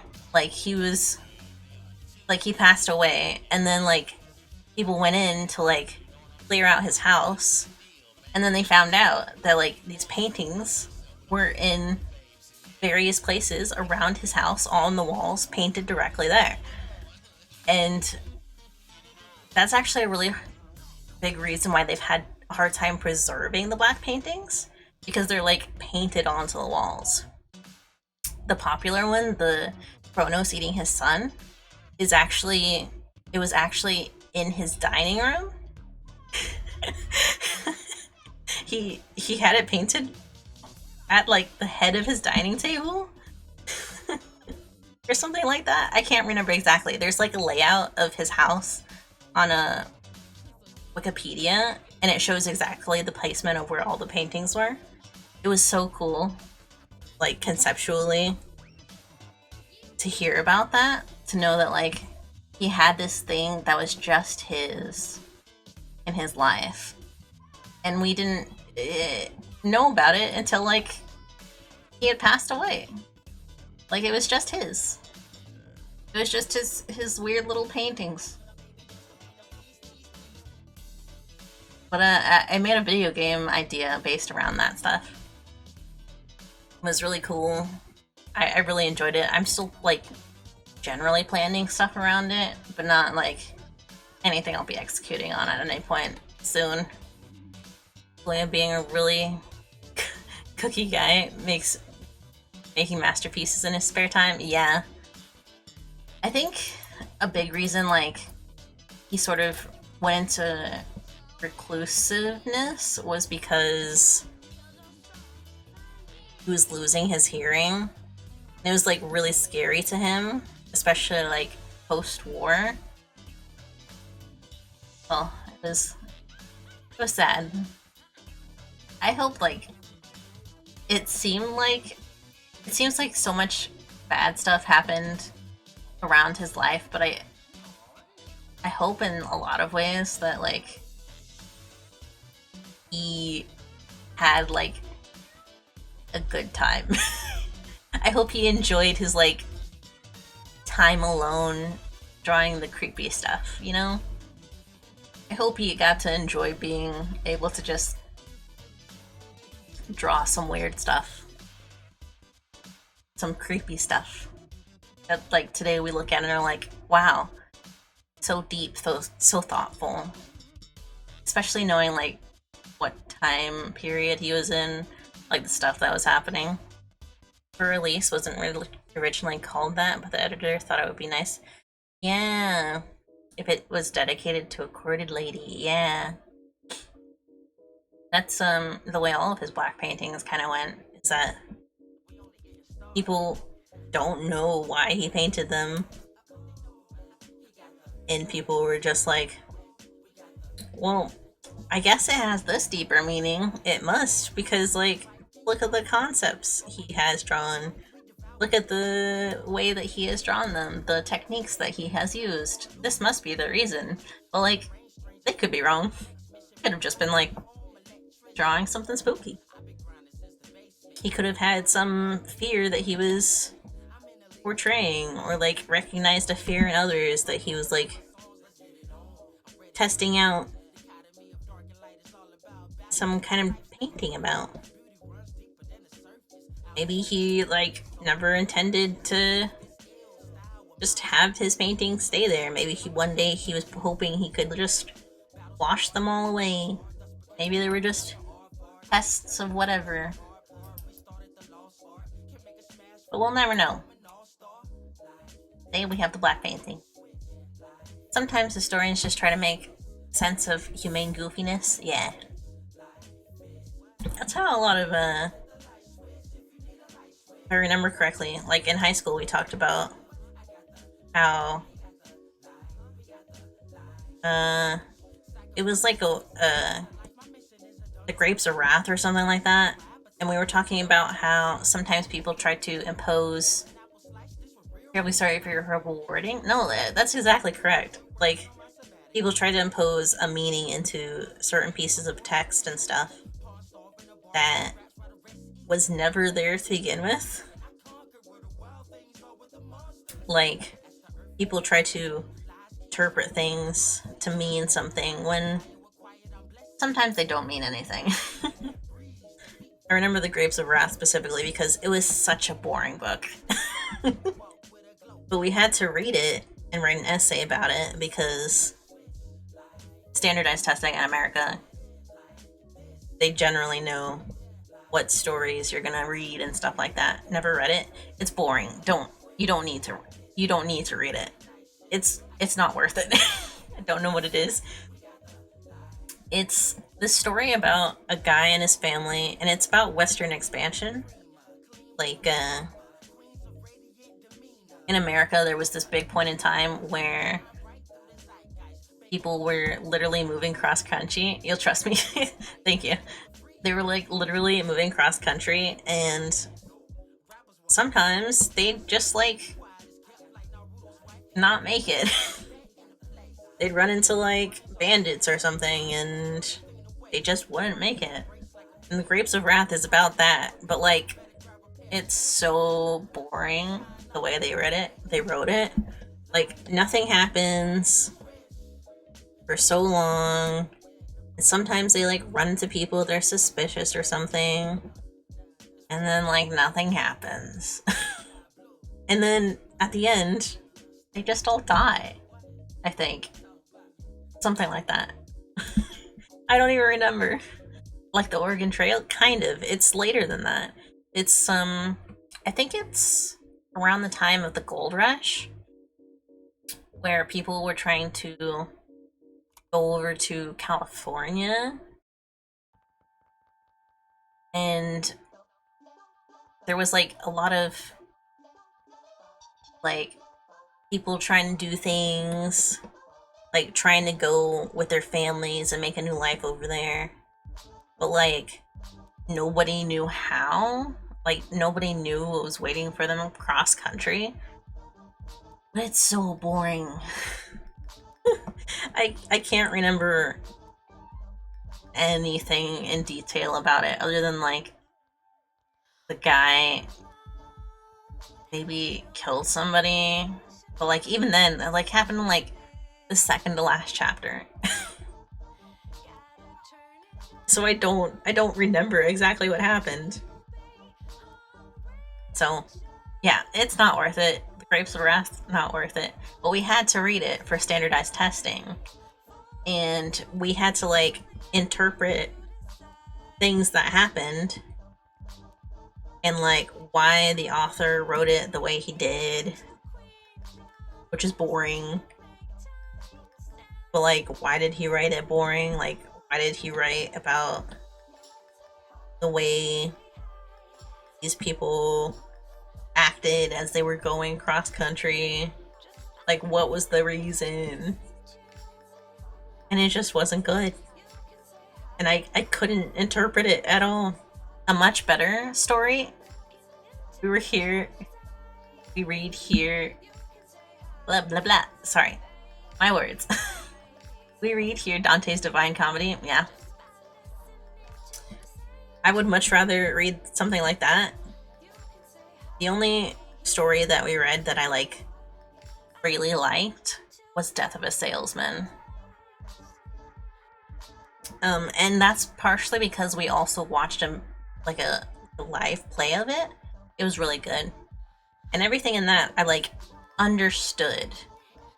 I like understood the deeper imagery. Because it wasn't as deep as like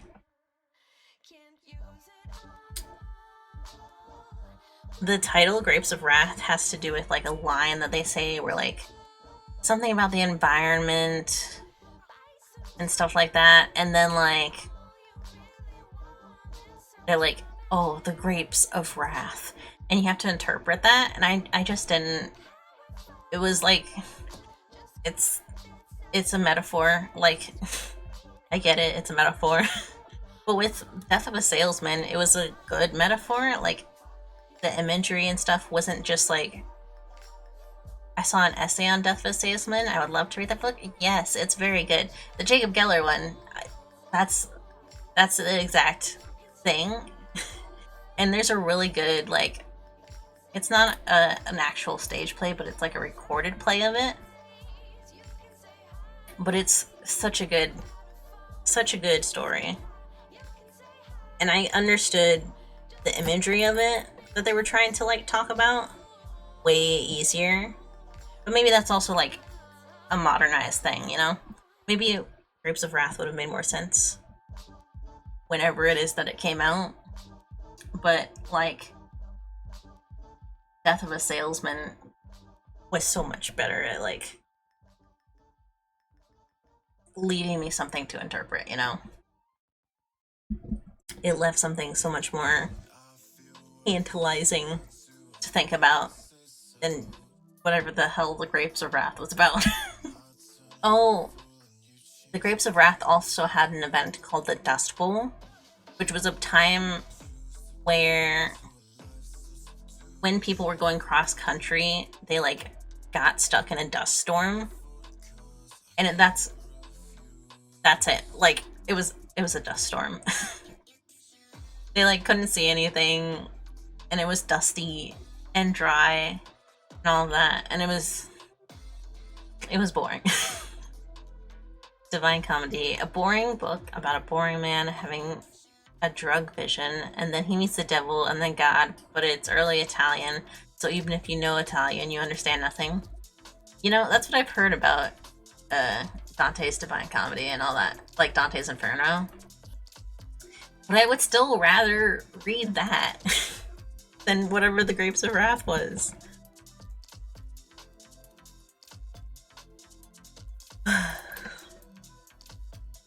I also kind of, from Death of a Salesman, understood a bit more about the American dream kind of idea. I felt like it really captured like a moment in time. Like you could understand where all of the characters were coming from. And it's literally like a story that happens in the span of like a day. Like it's not even multiple days or something like that. It's literally like a night where everyone's home and talks about stuff. Like that sounds boring. Like, it sounds like not much would happen, but it's so good. I would highly recommend it if you ever find a way to watch or read it. I remember there being a famous actor in the version that I watched. Like, Death of a Salesman.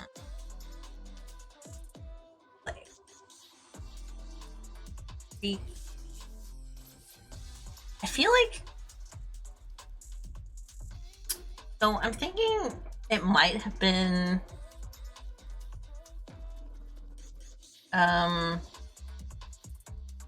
what's his name? The doctor from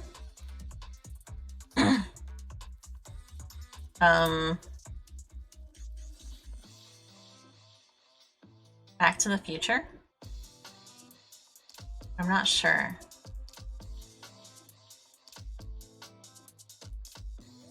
Might be wrong about that. No, oh, I can't remember anything about who it was. But there was a version that we watched in class that I really, really liked compared to like a old movie version.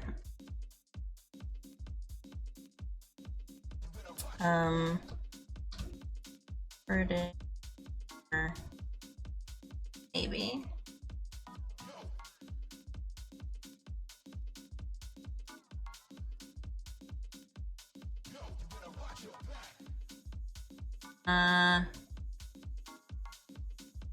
This one? No, it's not this version, but I did want to see this version. There's a version called, by the Ford Theater. I think it was just a local production, though.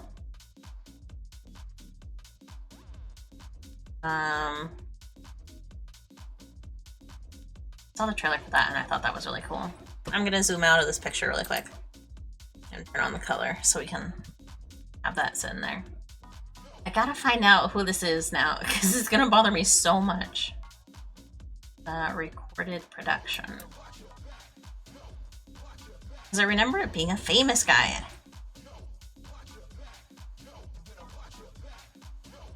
I like the song.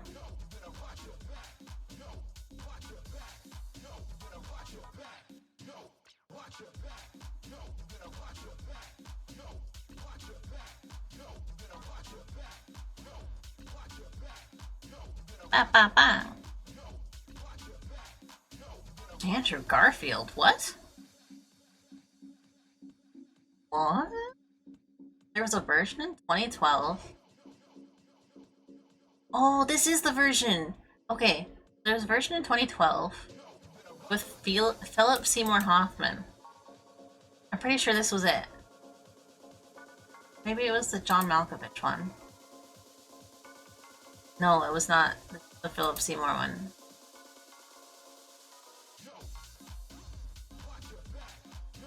Maybe it was the John Malkovich one. Is this who I'm thinking of?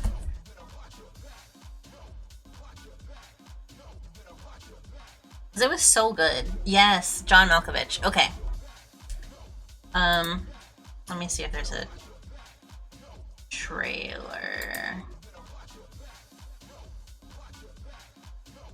Oh my gosh, it's on Peacock!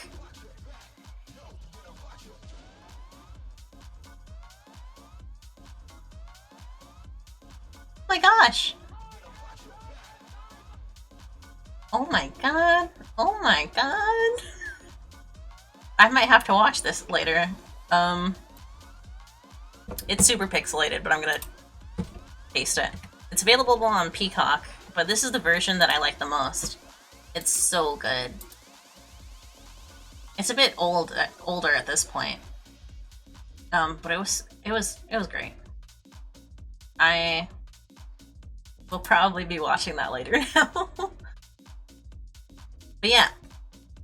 Why were we talking about all of this? How did we get here? Oh, interpretations.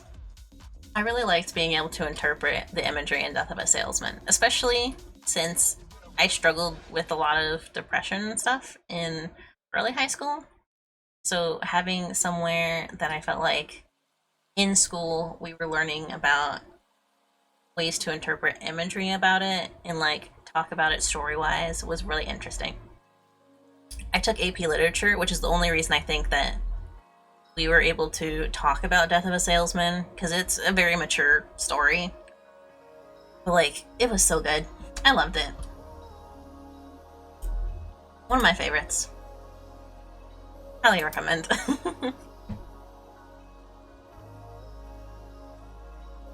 Interpreting stuff is very fun. It is. We were doing it in like a very essay writing kind of way. And I will say, that was the one essay that I scored highest on in class.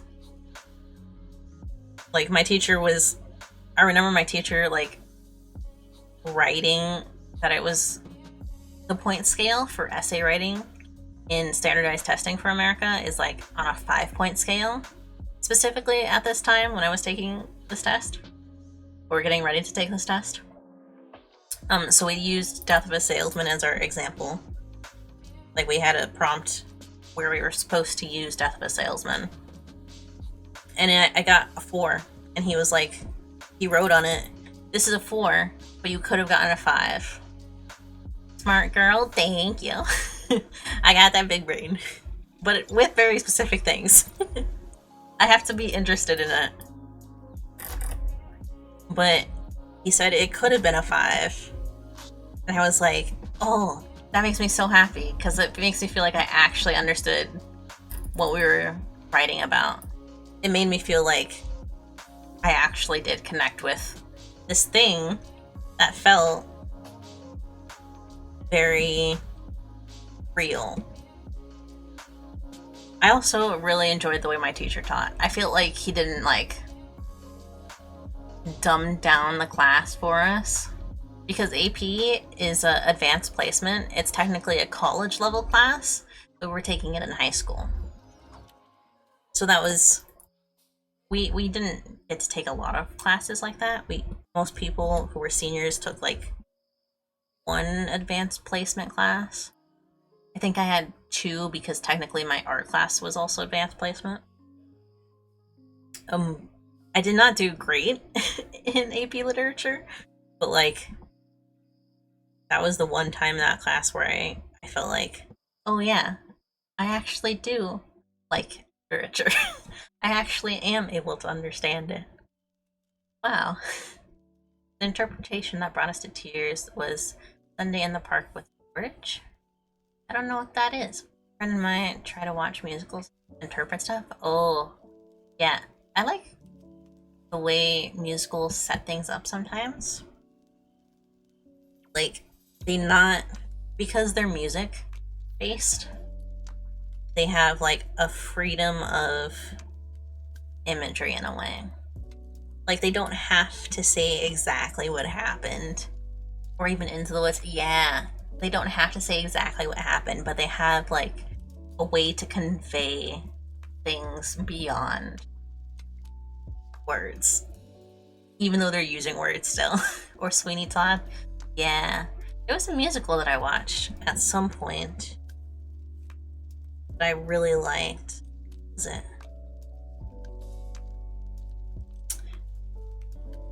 Favorite composer is Sondheim? Who's that? What'd they do? What'd they compose for? I really liked the wait. See that? I saw a local, not my local, but like another state local production for West Side Story. And I gotta say, fantastic. I felt like this production of it was so good. I always enjoyed West Side Story. Like, it was always one of my favorites. I felt like it conveys a lot in its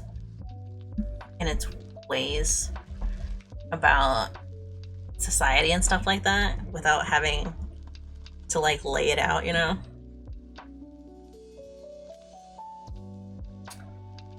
Oh, and he was a lyricist for West Side Story. Okay. Yeah. Composed Into the Woods, Sweeney Todd and Company. Ooh, nice. So he's definitely someone I've heard without realizing it. Oh, why did that flip? What the heck?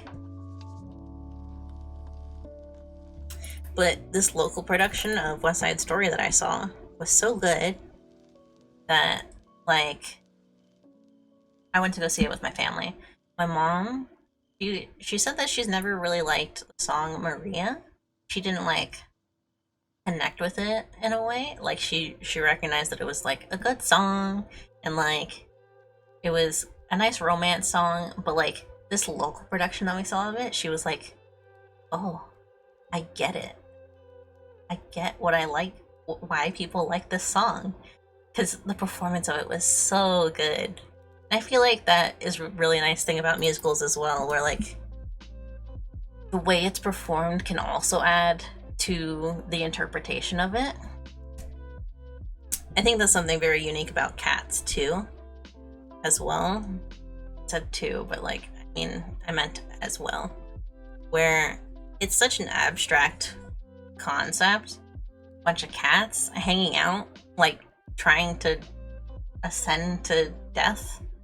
West Side Story is the reason why my grandma and grandpa met. Oh, that's so nice. I mean, yes, it's very nice, but also like it's a dark story at the same time. But it's also very nice. That's very cute. Oh. But like the performance is also an interpretation of itself. Like everyone who does the big numbers for Cats gets like a chance to interpret it just a little bit differently. Everyone gets to see like the character from another angle, and the way that they sing may present something new within the character itself. And I think that's so cool.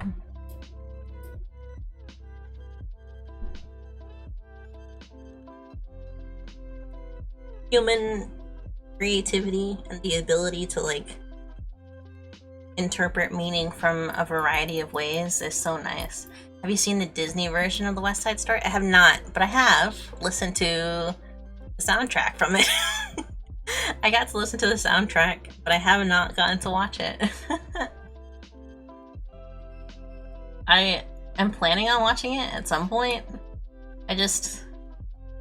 After Cats, I didn't exactly trust people to be interpreting or reinterpreting versions of musicals in movies.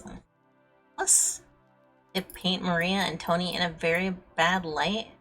I think it's my favorite version because they paint Maria and Tony in a very bad light. Oh. Like, they paint them... What do you mean?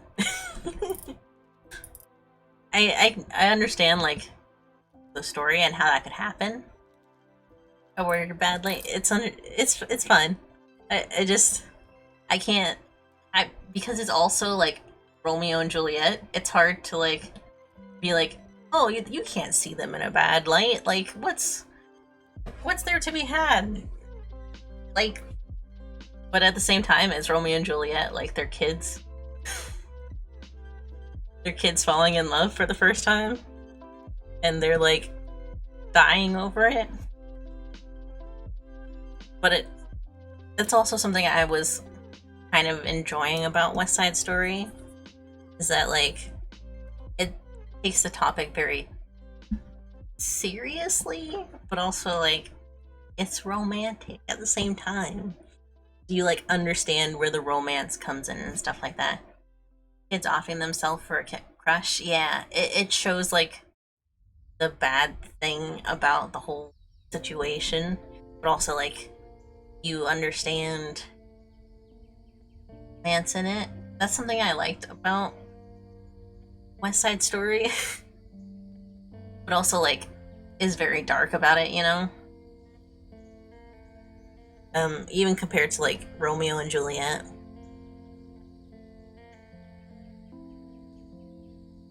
But also, that's something I liked about the change in West Side Story. that Maria doesn't just like die, like everything, all of the consequences of everyone's actions sort of comes back at them all for what happened. And I think that's very interesting. But I can understand, like, if the movie reinterprets that, especially today, like, it's very... Tony just got out of prison for the hate act. Spielberg just thought about how a guy that did something so horrible just forget about it. Yeah, that's something that I think the older version didn't quite portray correctly. It was like the real, at least in the start of the movie, because before the live performance that I saw, I had only gotten to see the movie, which was old. But that's something that I never felt like connected properly in the beginning of the original movie, and like the first half, like how dark the topics really were, how like dark everything that was happening really was, up until like both sides are like fighting and stuff, you know. And the old version shows shows fault in both sides, yeah, which doesn't exactly make sense. It like villainizes things that don't really need to be villainized. Which is something that the local production that I saw did a better job at interpreting, I think. That like it's a messed up set of consequences, and things just kind of had to be the way that they were, or had to end up the way they were, because everyone's just, yeah, villainize minorities just for existing. Yeah, the local production like changed that interpretation. Like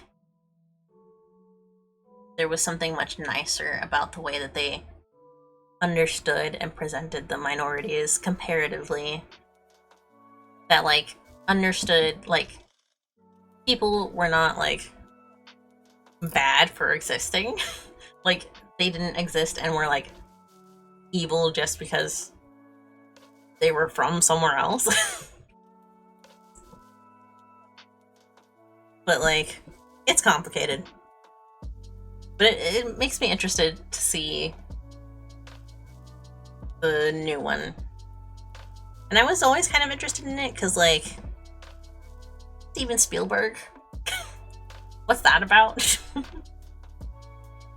So I'll have to check it out. Maybe I'll watch Death of a Salesman and then West Side Story. I got both of those. It was very good for the 50s or 60s, I think. Yeah. The guy who was in the original West Side Story movie, he was also in Seven Brides for Seven Brothers, which was a wonderful musical, but also very weird, you know? Very weird movie.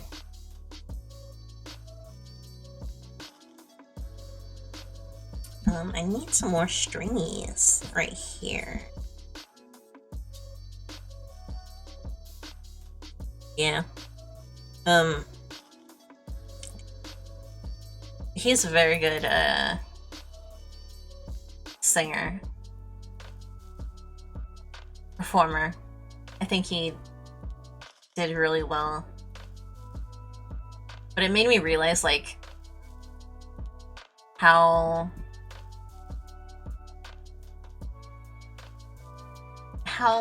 the time sort of saw a variety of topics and things like that. And it sort of made me better understand, like, how the movies became the way that they were.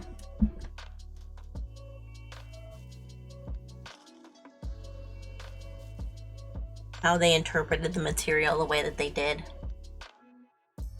The fact that the same guy was in both of those very different movies, but both movies had like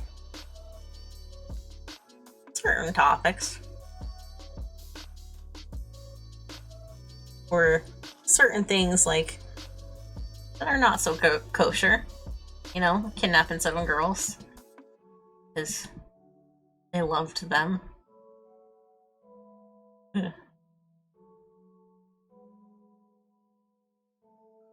But it's interesting. It's interesting how material gets reinterpreted over time sometimes.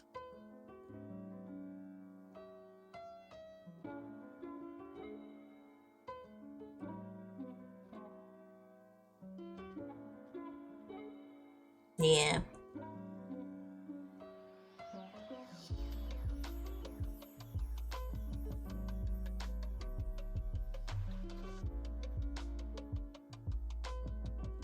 I need one more back here, I think.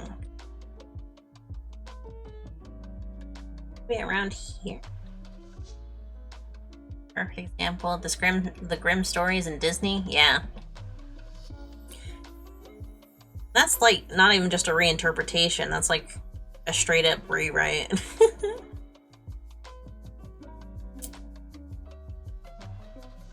Which is interesting because I feel like Disney has the ability to make a dark story, but they just don't. Like,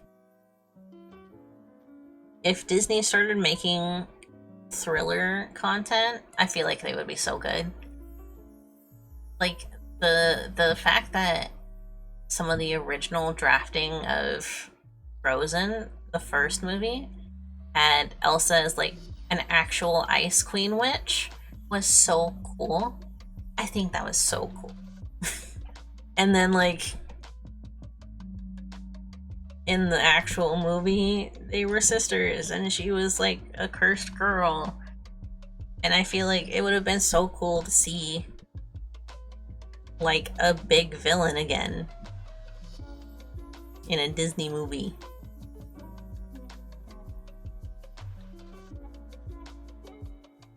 But they didn't. And then when they made Frozen 2, they like didn't give the production team enough time to really figure out what they were doing with the story.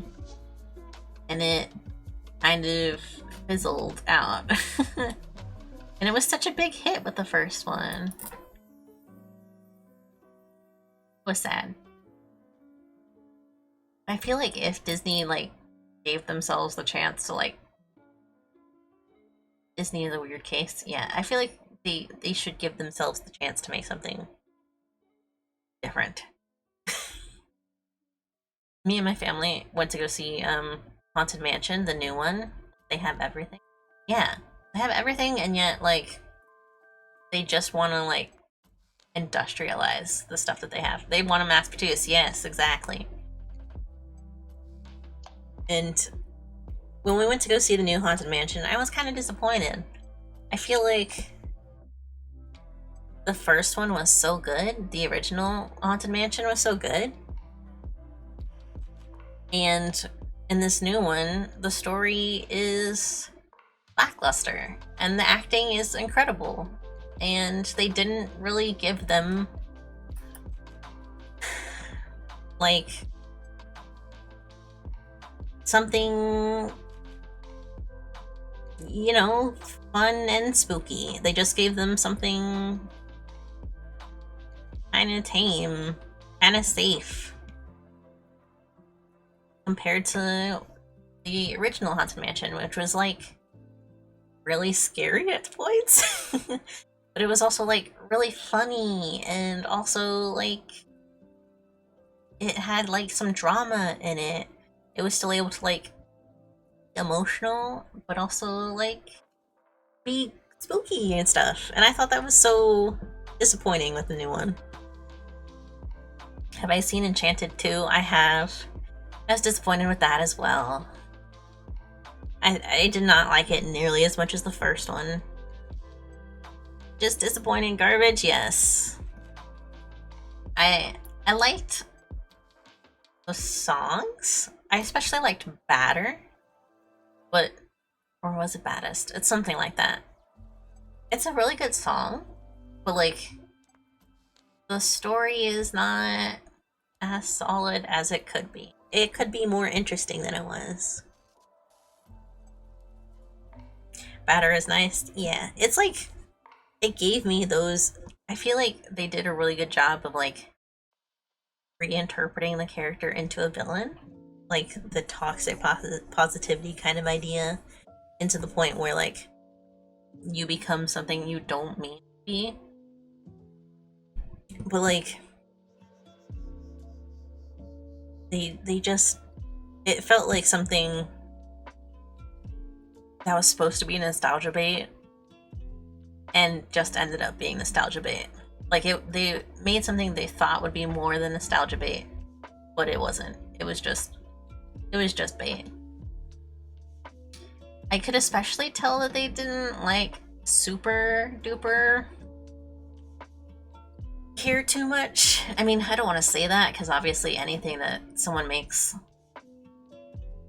like out of an hour or more for production, they care about, right? But like, I could tell that there was something wrong with the production because I think they invented the story as they got along. Yeah, the way that they animated the 2D scenes, it was not.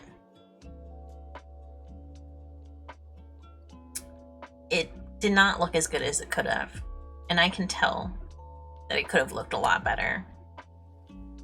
It could have looked way more in line with the original style. Like, it was obviously not like they had the reference sheets from the old movie, but like they were not taking the time to animate it as well as they could have or interpret things in the style as well as they could have. And that was disappointing because I really liked the 2D mixture in it. And that was something really interesting about the first one. Give the fault to Disney Company, not the producers. Yeah. I feel like the people who worked on it obviously worked really hard on it. The costumes, awesome. The art, even though I think it was not animated as well as the first one, and like they obviously didn't get to use as many resources as in the first one, it was still good. It was still like 2D animation, which is not seen very much anymore in Western animation. But like, I feel like it could have been really good. It would have been one of those things to get people like interested in what could be coming out of Disney Plus productions, and it was not that. The environments and sets were gorgeous, yeah, and I think the choreography was really good. I mean, some of it could have been a little bit better, but the fact that they were obviously filming it during COVID and they had like 2 different groups that they were probably working with, it still turned out really good. A lot of the choreography. It just, I feel like all the pieces did not fall properly. Like there were a lot of good individual parts, but they didn't make an overall whole.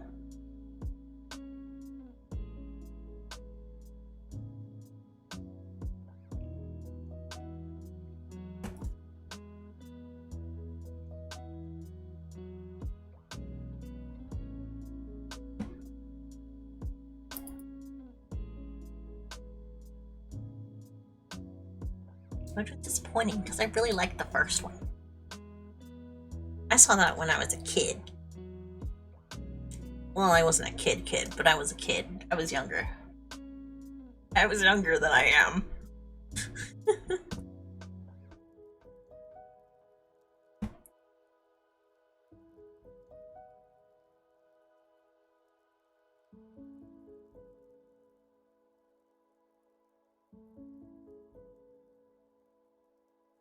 I just realized we're not listening to the OST anymore. What are we listening to? The first one is good? Yeah. You're listening to Ghost Sessions, Diana, which is a Riot Games music. Dude, Riot Games, their music?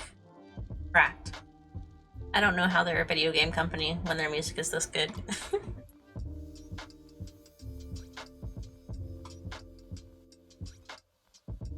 I've been feeling kind of like Disney stuff in general has... I feel like Descendants is probably the most unique thing that Disney... I was younger than I am. Exactly. Yes, I was younger than I am. I feel like I want that on a t-shirt. Oh, what would the little picture underneath it be? Like a little old lady? Or maybe like maybe just a normal adult. Just a normal adult saying I was younger than I am.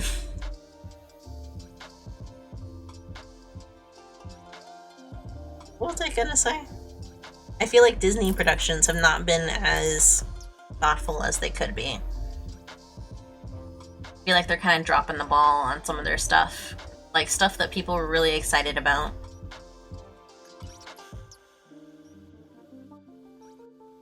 But I also understand that, like, we're in a changing production environment as well. Like, even before the strike started and all that. An adult with back pain and eyeshadows sipping a hot cup of coffee or something. Yeah. That's exactly what the picture would be. They'd just be tired looking. Like, rubbing their back or something. But you could, like, tell that it's just an adult.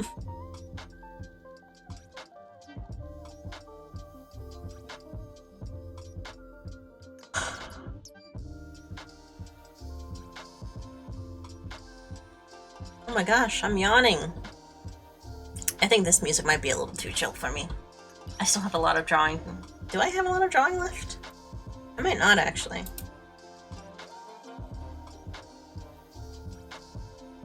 I still have... actually, not a whole lot left.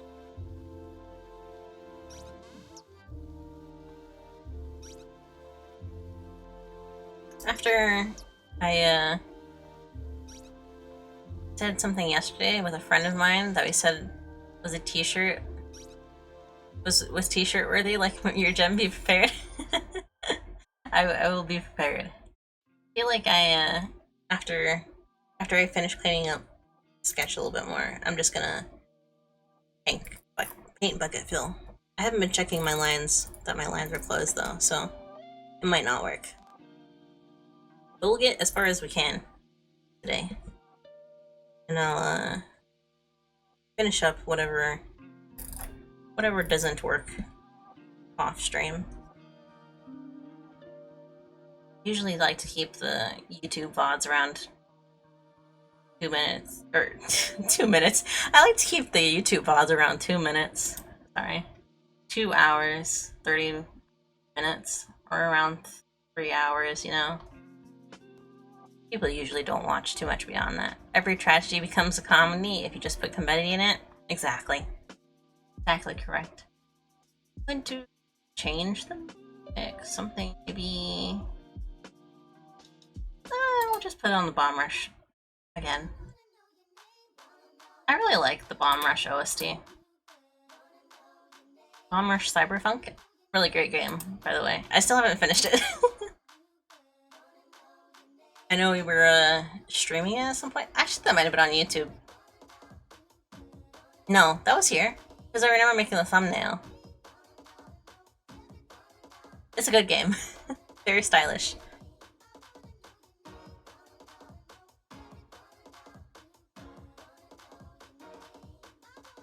I think the face is good. We're gonna hear some repeat songs at some point. I apologize for that, but I need something just a little hype to help finish this up.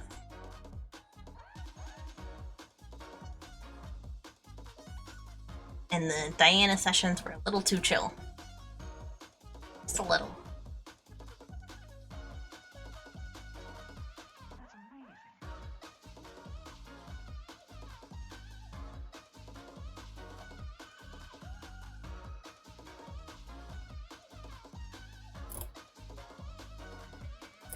Do I have anything else to talk about? I don't think I have anything else to specifically mention.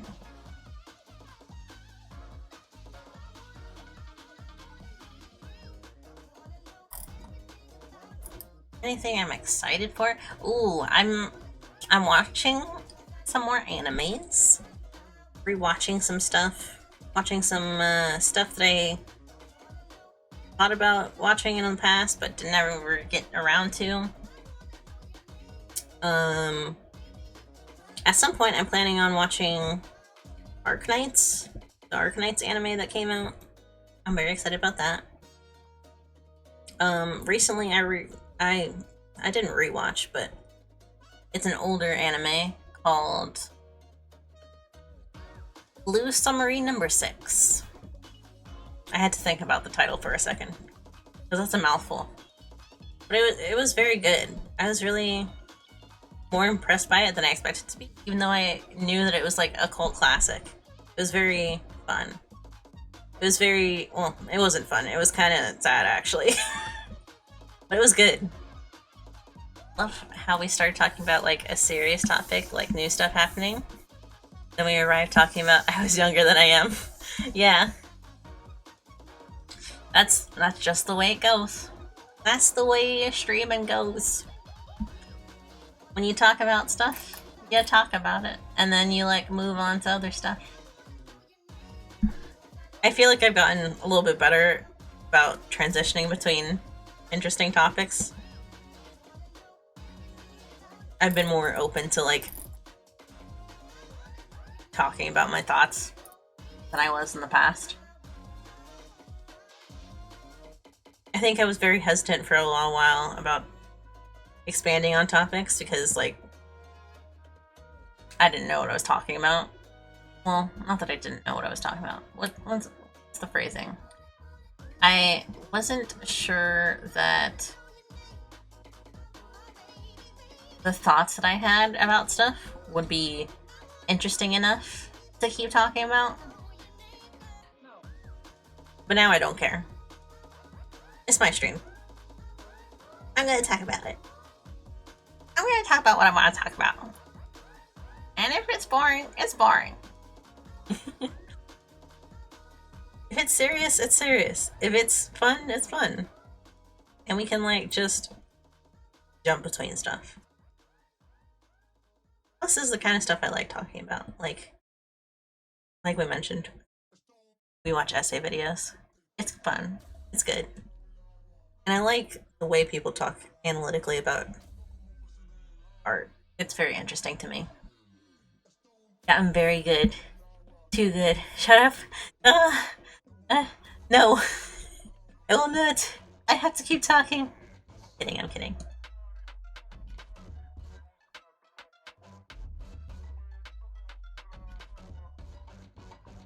But, part of the reason I also wanted to get into streaming was because, like, I knew I wasn't super confident in the way I spoke.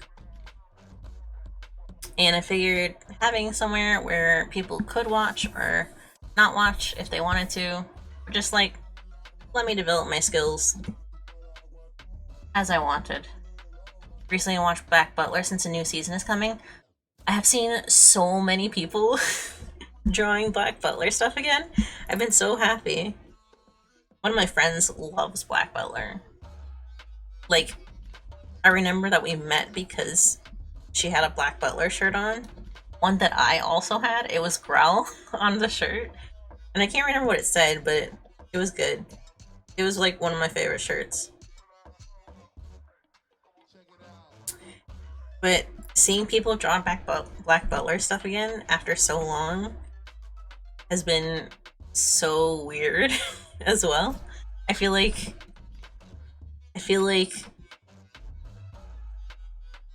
it feels like a different time, but all the jokes are really like current stuff.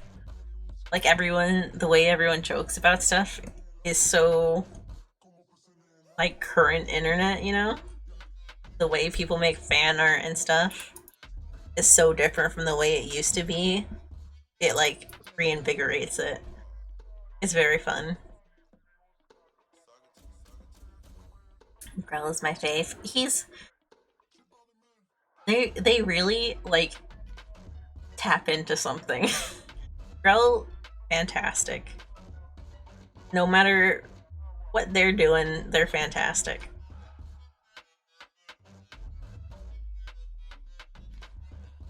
I've been on Tumblr a lot more often now because it's very easy to like post some of my art there and like have it reach the right audience, you know, compared to like Twitter or Instagram even. And seeing the way that people draw fan art now, like the things that they do with fan animations and stuff, so nice.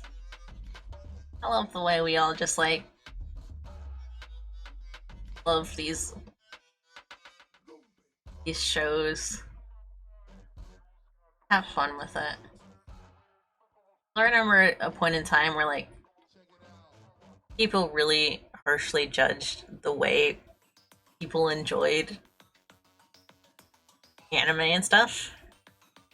Started a Tumblr, garbage thoughts and poems made in 5 minutes. I had something very similar where I just like posted bad doodles and stuff. Like I never posted like finished doodles or finished drawings, but I always posted like bad doodles. And but I like follow people who had really good art.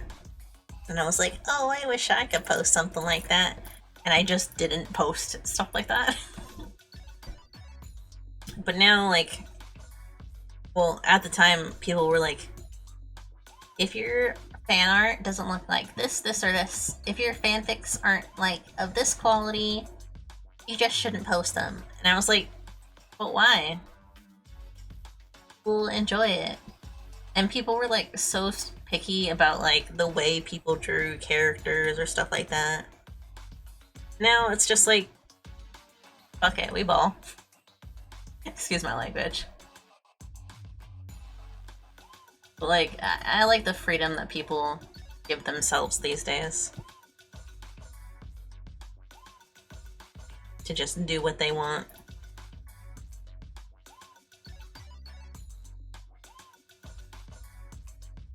And I have felt that in seeing all the Black Butler stuff. Like I recently saw a little animatic animation someone did for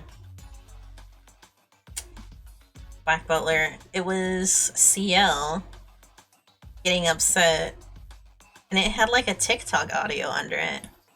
CL getting upset with someone being like, I swear I'll kill the next person I see, and then the door opens and it's his fiance. I forget her name. Oh my gosh, I love her.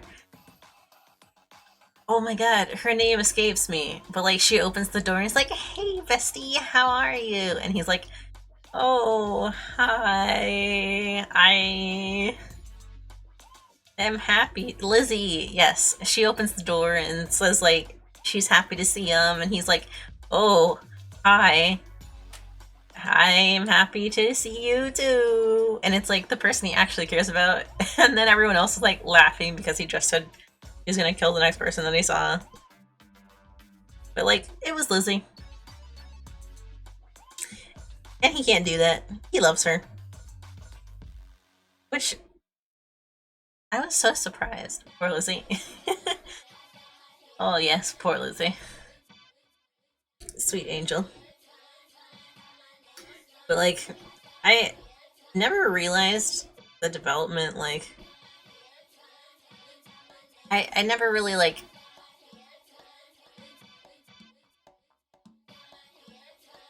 I was so surprised when Lizzie like developed more than I expected her to. I think in the early days, I expected her to be just like a little side character. And then, like, I heard about what happened in the manga. I haven't been keeping up with it. Ciel and Sebastian thing was a weird thing. Yeah, it was weird. But people are like so much more chill these days. Like they don't interpret stuff like that. Even though it was like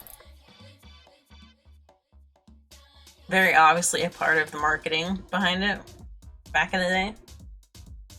But like these days they're just like, yeah, they hate each other. But also like they're chill. But it's just nice. It's nice having something that was like in such a different vibe back in the day, and today is like chill. It's reinterpreted in a better way. Wait, oh wait, what?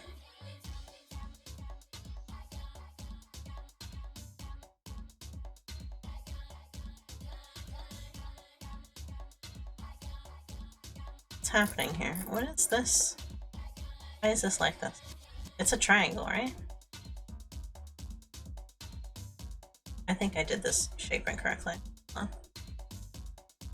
Logged into Tumblr and I didn't remember the last poem I wrote. Want to hear it? Sure. Pop it in there. Pop it in the chat.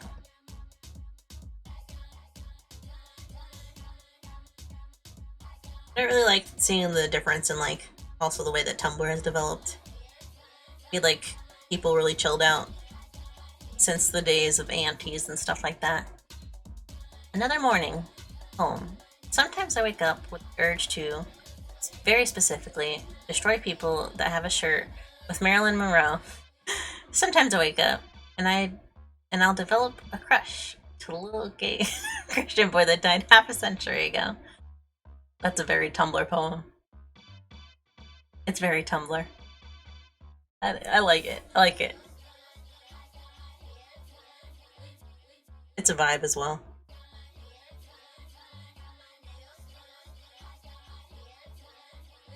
There was a Tumblr post I saw recently that was very Tumblr. And it was like, I very much enjoyed it.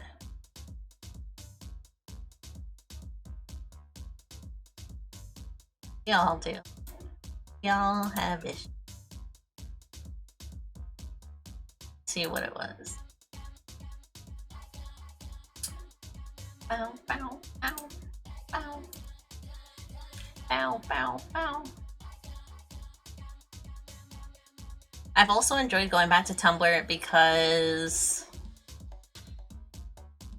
I feel like people have been leaving Twitter for Tumblr again. Like, since Tumblr rolled back some of their stuff about not safe for work art. So people are going back, which has been nice. I've missed people being on Tumblr. I've missed using Tumblr. It's actually quite a nice platform. Not even kidding. How can I get a crush to a dead French composer? It's easier than you think. I think... What's that Tumblr? The post that was very Tumblr that I enjoyed.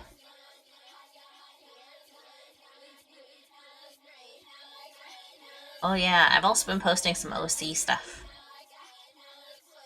Not a lot. Just the occasional. But I've gotten to find like tuber fandoms over there again, which has been nice. It's like my people. They found their way. And Fate Grand Order fans that are not Reddit people being on Tumblr. It's so nice. Yes, this one. I'm gonna post in the chat. This one.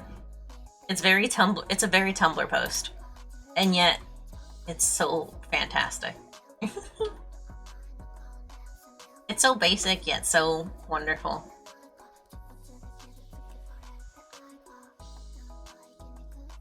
Oh, This one as well. This will be the last one that I share. But both of those, fantastic Tumblr posts. And they're very recent. Quote unquote.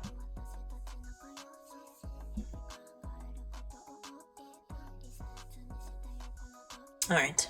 I have finished the line art. No, I have not, because I didn't close off the eyes.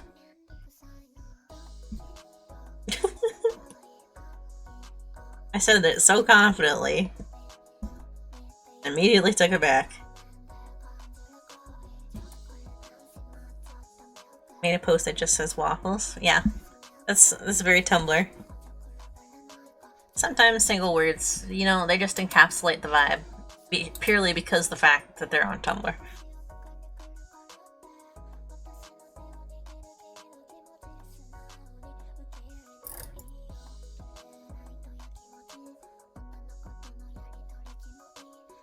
I feel like because something gets posted on Tumblr, it has an entirely different understanding of the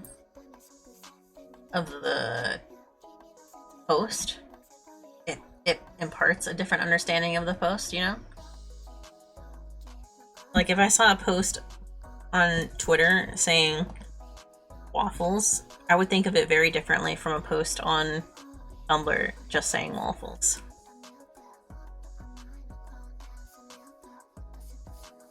They're two different vibes.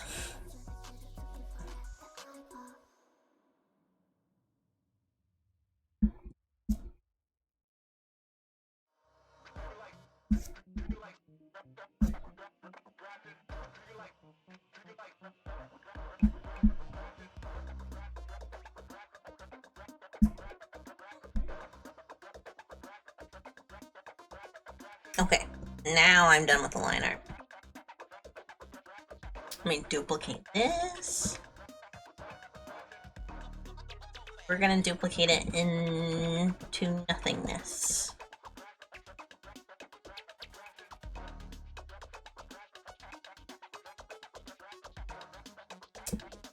Wait, it's gonna make it like super dark, but like that's kind of what I want.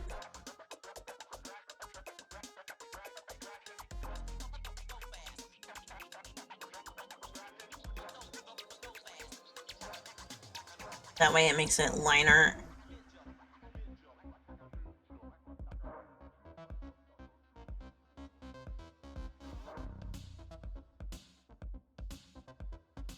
I just have to clean it up a little bit.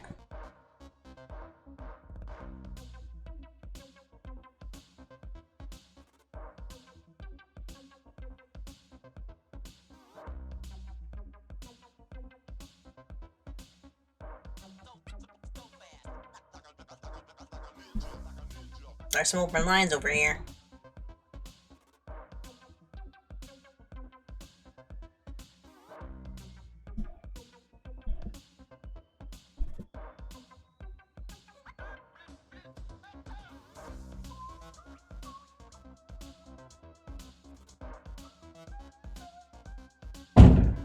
Ooh.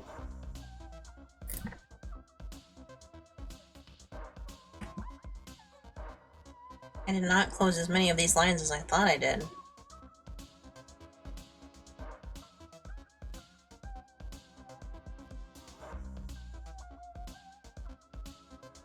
I'm just cleaning it up. And we're gonna paint dump colors in again.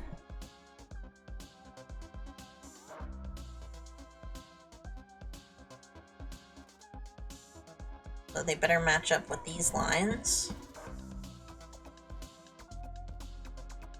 And we're calling it a day.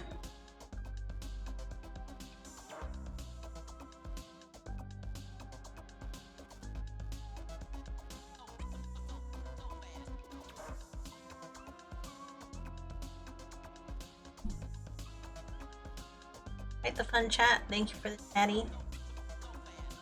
While being such an amazing drawer. You're welcome. Thank you for joining me. It's been very fun. Enjoyed sort of finding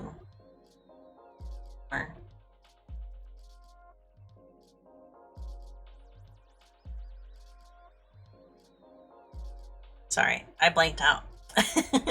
I was looking at the drawing. I got very focused all of a sudden. In like a half second thing. I've enjoyed talking. It's been very fun. It was good to see you again as well.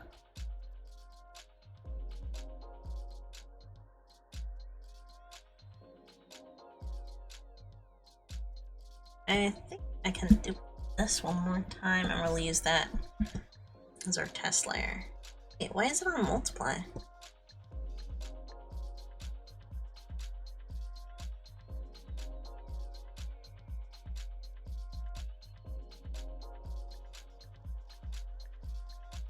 For free film I want to post on Tumblr and make streams? Yeah, no problem. It's nice to refine things. Sometimes, yeah, won't realize why we stopped doing. Sometimes there's just a little thing that like reminds us of why we wanted to start doing things, create things, and all that. Why we enjoyed posting on Tumblr, why we like enjoy streaming and stuff like that.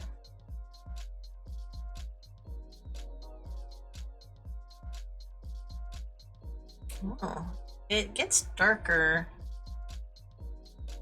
on this preview, but not very much on this actually. That's interesting. We're using this to fill in the it's really hiding these. What's this? Hey, what is that? Oh, I know what that is. There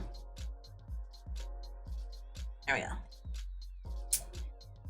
Do this.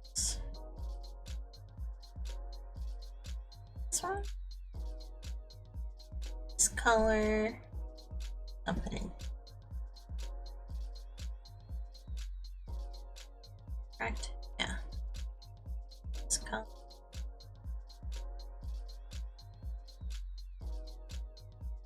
Or hide this so I'm actually filling all the colors. There. There. Open line there. Where is it at?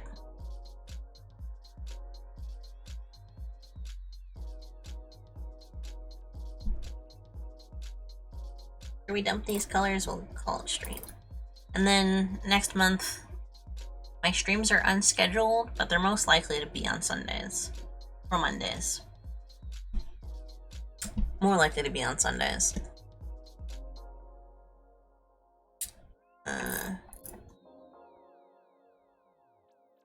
And I will have like a general schedule going up sometime this week of what we'll be doing then, but not like days, just the content.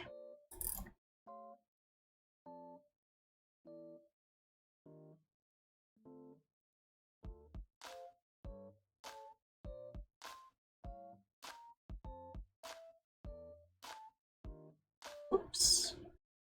Also, that means there's don't open.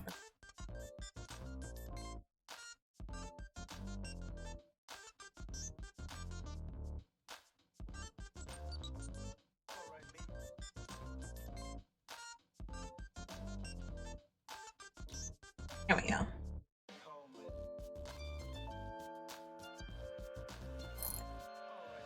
Oh, what? And oh, here it is. Where's this? Oh. I had way more open lines than I realized. I mean, I guess I wasn't really focusing on it.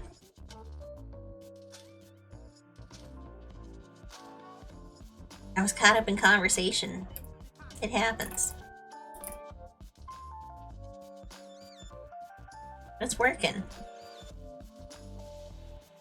Not needing to as many of these as I expected. Okay, what just happened? No!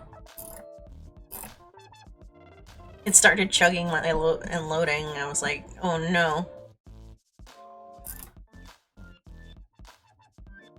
I'm the complete opposite?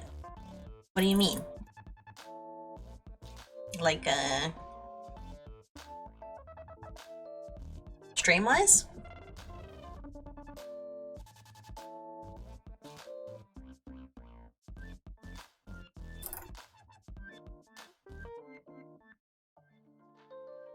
Getting caught up in a conversation and all that?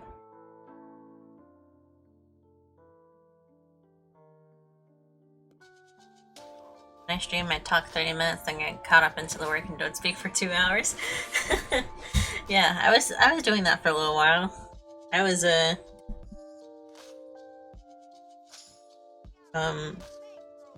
having trouble, like, figuring out when or how long it had been since I last talked about something. But also, like, I recognize that with my art, sometimes I'm, like, able to refocus what I'm doing. Like, when I'm looking over this way, I'm looking at my second monitor. I'm not actually looking at my tablet. And my stream is pulled up on my second monitor. So, like, I can see what I'm doing here.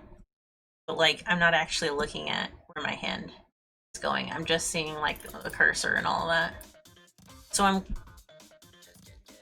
like, taking the time to read chat, but also, like, being able to watch what I'm doing at the same time. But also, like, I'm blabbering, so it's like I'm...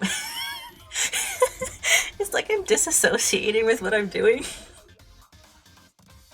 Even though I'm clearly, like, invested in what it is. But that's with experience. I've had a lot of experience, like, with art, not looking at what I'm doing, just looking at my subject. It's like an actual technique in art, called blind contour, where you don't look at your paper, you just draw, and so you don't really see what you end up drawing until, like, you're done drawing it. And another part of the exercise is that you can't lift up your pencil at all. And I did a lot of those in high school because, like, I knew it was a good way to learn my spacing on my page and all that. Like, that's literally what the exercise was made for. So I spent a lot of time doing stuff like that. Oh, I think it's fine. But somehow I guess it's translated into streaming now, because, like, I technically was looking at not my actual hand, where my actual hand was going, but, like, a secondary a secondary view of it. I also started with a on-screen tablet, like just a blank graphics tablet at one point, so my experience with that probably helped. But I usually don't get invested in just, like, talking either.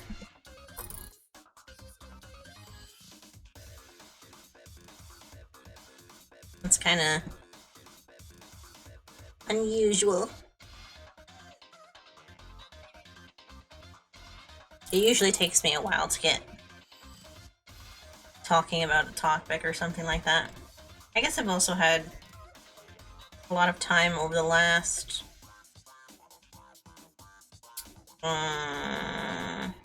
couple of months at work, learning to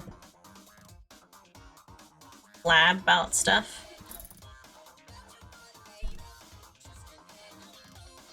Keep conversations up so that people don't feel awkward in the shop.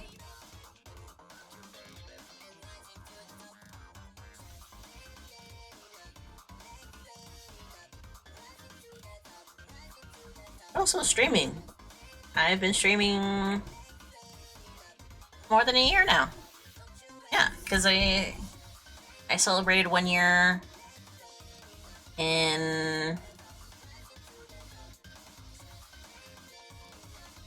when was that? In June?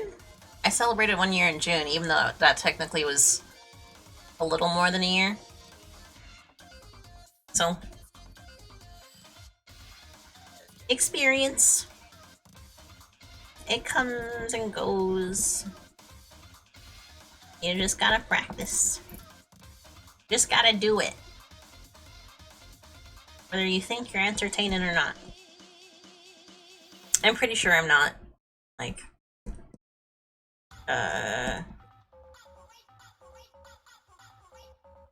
as entertaining as I could be. I guess that also depends on your definition of entertaining. What's going on? Fill it in! Stop! Stop! I suppose, like you said, watched art streams, but, like, not everyone knows what's entertaining about an art stream or something like that. So they expect that the conversation will be interesting and will make them want to stick around for the art. And that's something as well that I've been learning. Like, even if someone doesn't understand what you are doing, if the way that you talk or talk about it,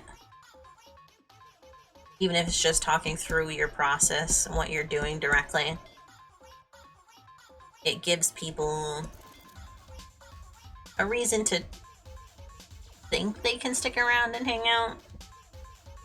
It gives them something where even if they don't know what you're drawing or what you're planning, they have something to talk about. Like, I realized I could talk about anime. As an anime watcher, I was not talking about anime, which is something I should have been doing.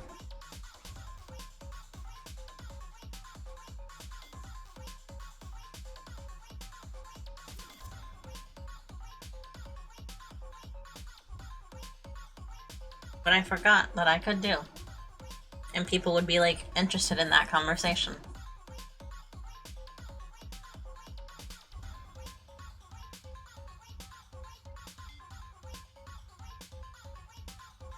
Oh, wait. This is not the right color. Should be that.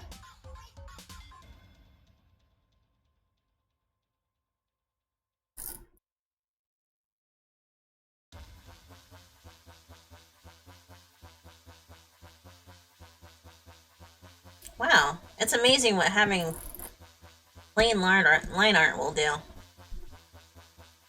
for the coloring process. I'm not someone who does a lot of line art.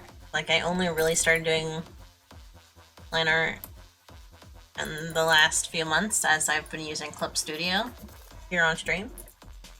Well, I've been using it off stream as well, but, like, the important part is the last few months. For the just using Paint Tool Sai, I didn't like doing line art, so I wouldn't normally do it. But also that meant that, like, a large part of what would make coloring go by really fast and make it more fun to do was not getting done. So I wasn't coloring a lot of the stuff that I was doing. And I sort of realized, like, that wasn't gonna make me get any better if I didn't do it. Yeah, I've really wanted to do more colored stuff. I just haven't been doing it. But I've been doing it now in Clip Studio because it speeds up the process a lot. And I feel like the tools in Clip Studio are better equipped for colors. compared to paint tool size. So it's been nice. It's been nice to get the chance to finally color stuff. Even if it's made me kind of have to do line art, even though I don't want to, because it takes so long. An anime watcher that doesn't talk about anime is like a mime that talks. They exist, but they go against each other's existence. Very existence, exactly. I feel like... Oh, what just happened? Wait, it's loading? Okay. I feel like I maybe underestimate how many people enjoy anime these days. Because, well, no, that's not true. I underestimate how many people enjoy anime. I know how many people watch anime. It's just like, there's a difference between someone who watches a lot of it and someone who just like... No, there's people who watch a lot of different anime, and then there's people who just watch popular anime because it's on like Netflix or something. And I'm of category where I just enjoy watching anime. Like, if it's an anime, I'll watch it. You know? It doesn't matter if it's good or bad, really, as long as like it can hold my attention. I've never been super picky when it comes to anime. And sometimes I don't realize that that's like not something everyone does, and I can get like, I can give people interesting like information based on that. Like, one of my favorite anime is Magi and the Labyrinth of Magic, and I sort of realized like not a lot of people have seen it, even though it's kind of a basic anime. It's like it's really good, and it's just kind of a general basic anime in my mind. but not a lot of people have seen it, and I don't always realize that, because it's just one of those animes. And I don't think I ever really like let myself understand that in streaming I can talk about any anime and give people like the chance to hear me talk about it. Like, I can explain it if someone's not seen it before. We were talking to a guy that has watched all Date Alive seasons. Oh my gosh. I have wanted to watch Date Alive for so long because I always see it. It's always in my Crunchyroll feed. Like, it's always being suggested to me. And I have never watched it. There's so many anime that I'm trying to like catch up on because I heard about them and heard that it was good. Oh, also, Blue Submarine number 6, highly recommend. It's an old one, but it's good. I mentioned it earlier, but like I didn't actually say anything about it. It was good. I would recommend it. It was such trash, but I watched all of it because, yeah. That's how I felt about... There was an anime like maybe a year or so called... What was it called? Blue Submarine number 6. It was really good. It was an older one. It was good. It's only like 5 or 6 episodes though, because like it got cut in production, so like the ending's kind of rushed, but it's still a good series, you know? It's a little not safe for work, just a little bit, especially in the first couple of episodes, but like it's not terrible or anything like that. It's good. It's a good show. There was a show... There's only been like one anime that I like really didn't like and I just couldn't watch. And it was like one of the fantasy ones where the girl and guy have like a contract or something together. Like, one of them is... I think the guy is like just a random guy, and the girl is like this princess or something. I was watching and I was like, ugh, this is so boring. There's like nothing interesting. And I think there was a side character that a lot of people liked, but he doesn't show up in like until like 10 episodes in. Subaru? Maybe? It's not an older one, it's a fairly new one. It came out maybe in 2020? No, it's not ReZero. ReZero is actually better than I expected. The Boom Witch.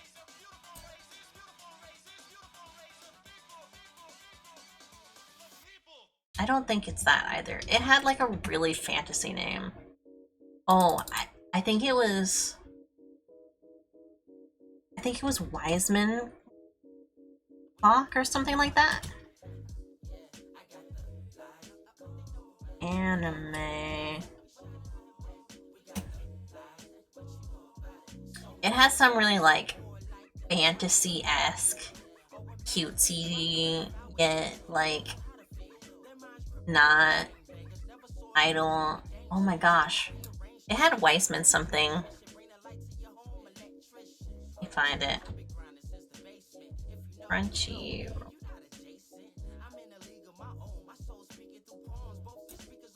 It was like Grand Clock or something like that. Konosuba? Konosuba? No, it was not Konosuba. I actually... Konosuba is like okay for what it is. It doesn't take itself super seriously, which I don't mind. But this was like a boring show.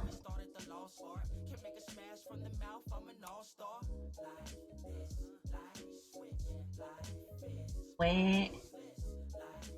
Was it? Oh my gosh, it's gonna bother me. Shield Hero? No, I haven't seen that yet. I heard it was actually pretty good. Even if like I can get through the first season or something like that, I'm fine with it. But this was like...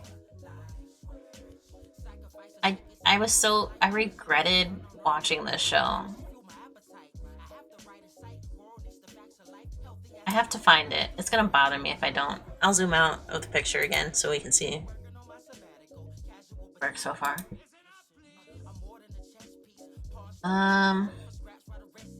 It was like this almost political fantasy. It seemed like it had such an interesting premise too, but it was such a bad show. Also watched the Slime Isekai. I haven't watched it, but my friends love it. I think I would enjoy it. It's just, I'm not always super into isekais. Like, I don't like the overpowered nature. I don't like when people like try to subvert the overpowered nature of it. I feel like it just feels like too much. But I know that Slime Reborn as a Slime is good.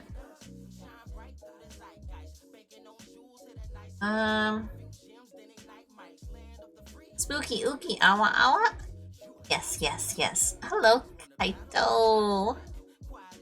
Yes, we're trying to finish up the drawing, but I'm looking for an anime right now that like I did not like.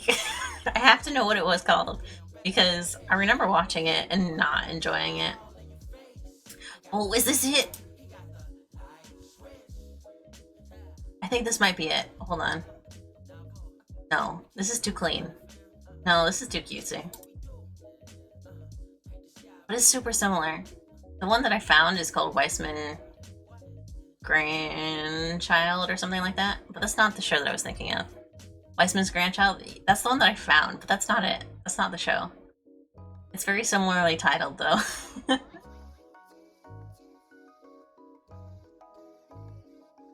Can't find it. Maybe it's gone. Maybe everyone agreed that it was bad, and it's just like disappeared. Because I was so surprised that like I think it was getting promoted really well on Crunchyroll too. Made me really surprised of how boring it was.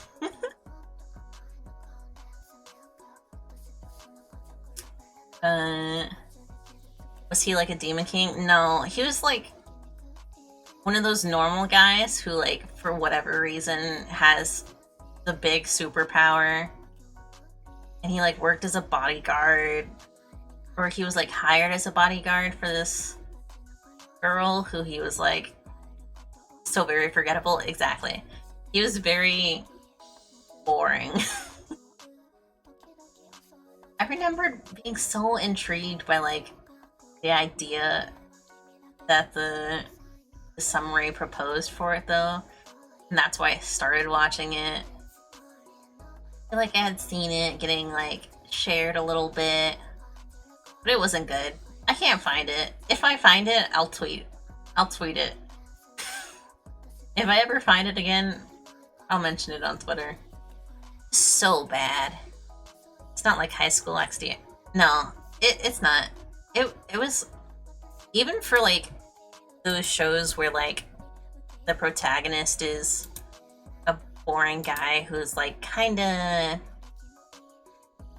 overpowered. I feel like this show did not do it well. Even though that's such an easy premise, it didn't feel like it was good. Like they could even get the basics of it. It didn't. It was bad. It was bad. Oh, where's the open line on this one? But, you know, moving from that, but still talking about, like, I'm surprised how many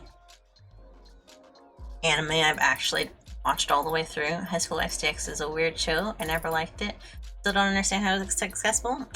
Yeah, I've had times like that as well, where like I watch a show and I'm like, I don't get the appeal, but you do you, I guess.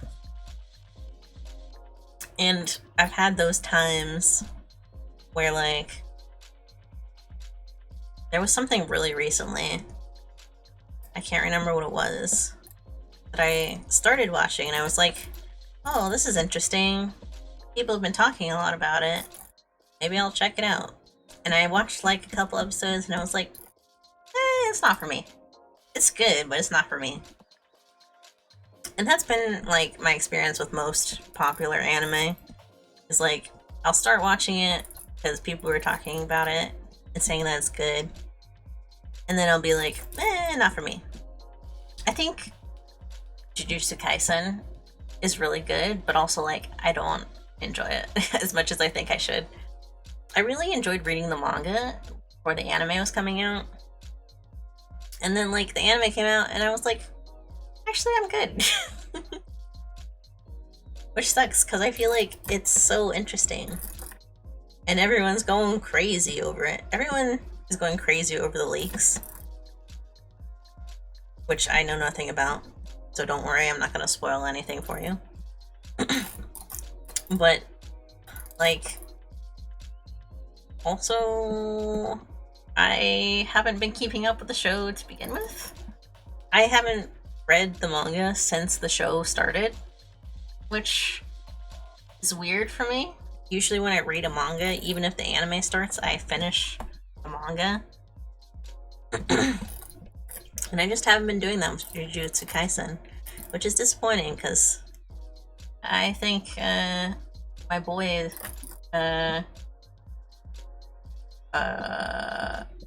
whose name is now escaping me now that I'm actually about to say it out loud.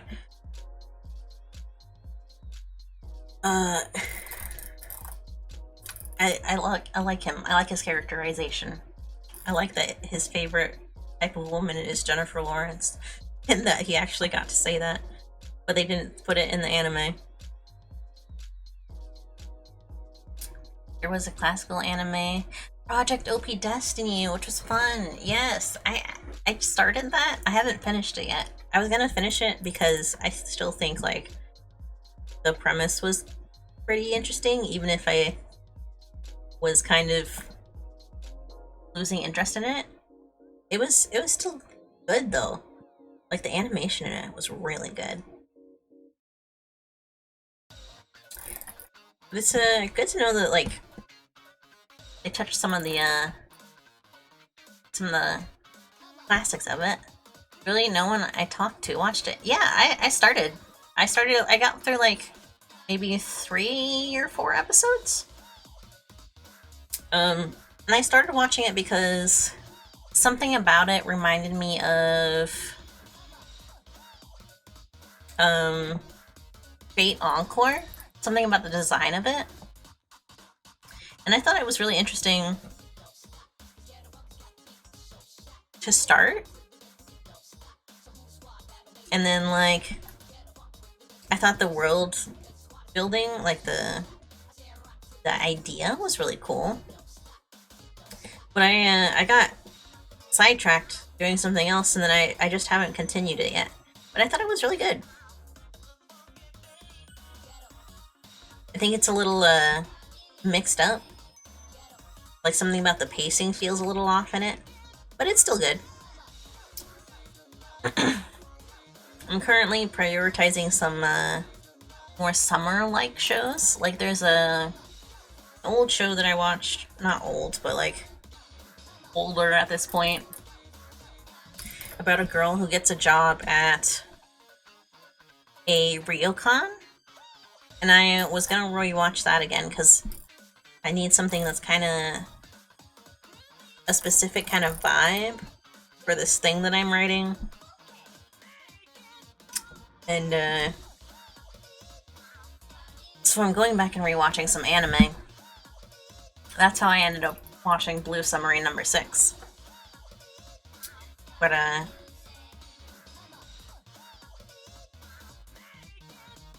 been thinking about watching a lot more stuff again, especially since I'm going to be kind of busy in the next couple of months, where I'll want to chill out and just watch a show or something.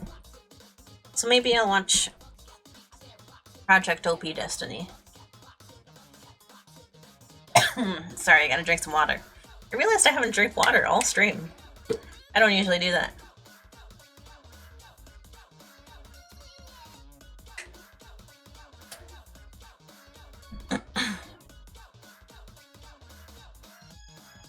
It's weird, really? I think it had an interesting premise. I feel like I heard something about it at some point, but I think it might have been animation related because they were getting some bigger artists do some sakuga for it. There were some yikes moments. I did remember thinking that there were some yikes ideas in some of the episodes that I watched. Like I was kind of weirded out by them, you know? I was weirded out by the decision to include. And I was like, oh, I wonder if that will have any consequences. But I'm sure I will continue it at some point. I always finish shows, even if it like takes a long time.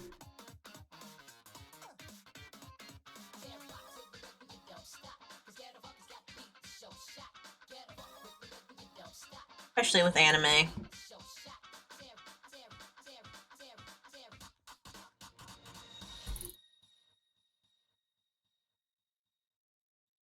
Like, One Piece took me to finish. But I did it.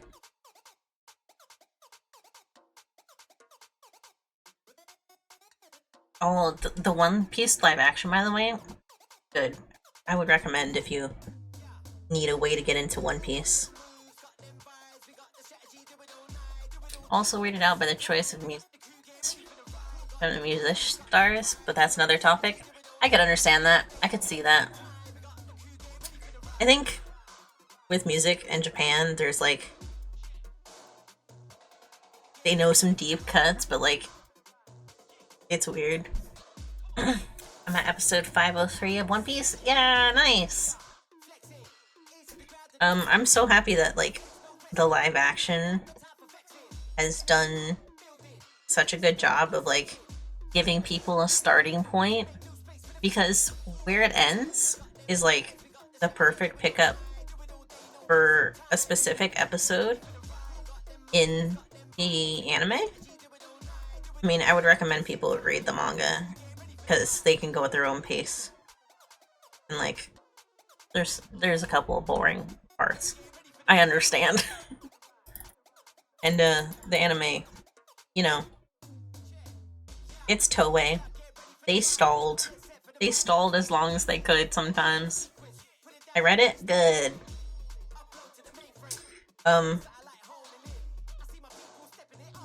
They're doing really well now, but there was like a really bad time with Toei's production where like they just, as a kid,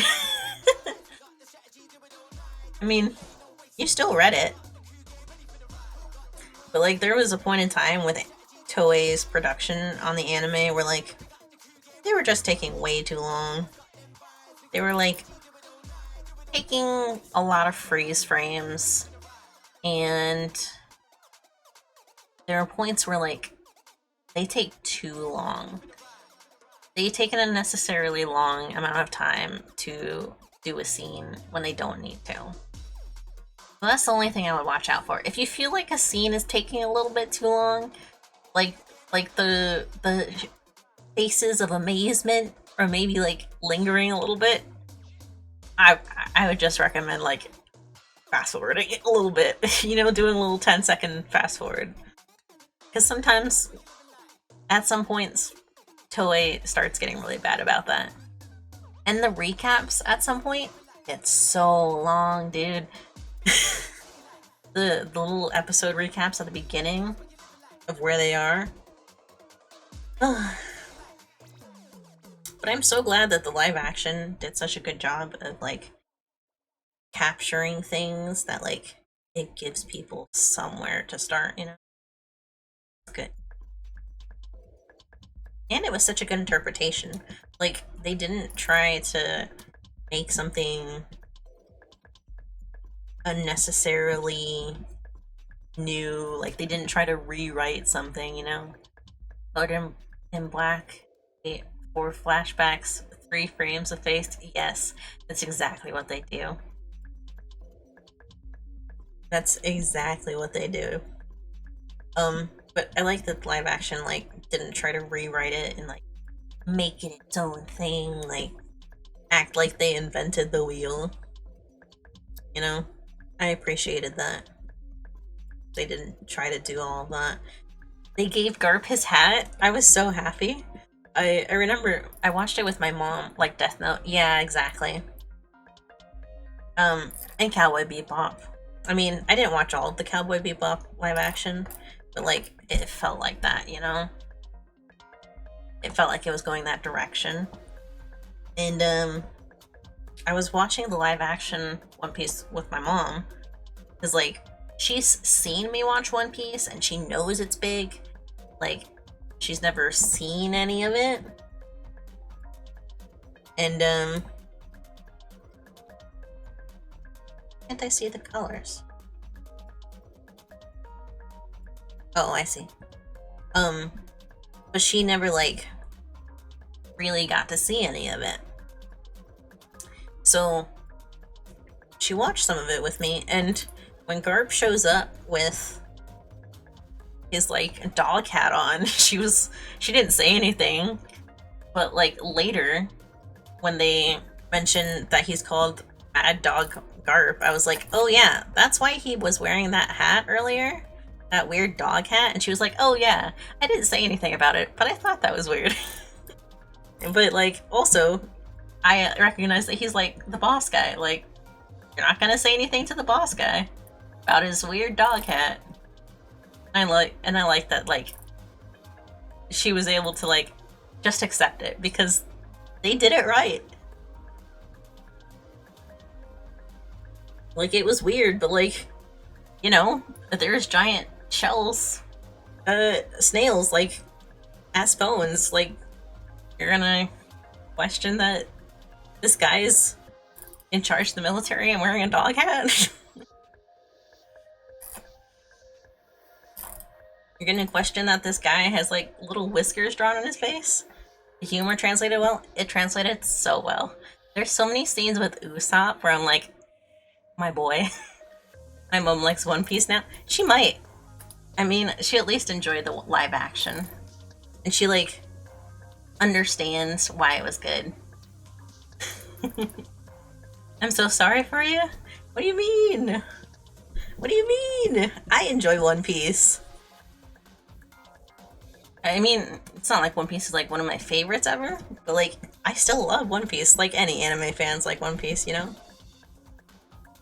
Also, they did Sanji so well. I expected Sanji to end up being like kind of creepy because, like, you know, his character. I'm kidding. Thank you. I knew you were kidding, don't worry. But like, I expected his character to come off kind of creepy in like a live action translation because, you know, he's a woman lover. And in anime even it can be like weird. I expected it to be really bad in live action, and it wasn't.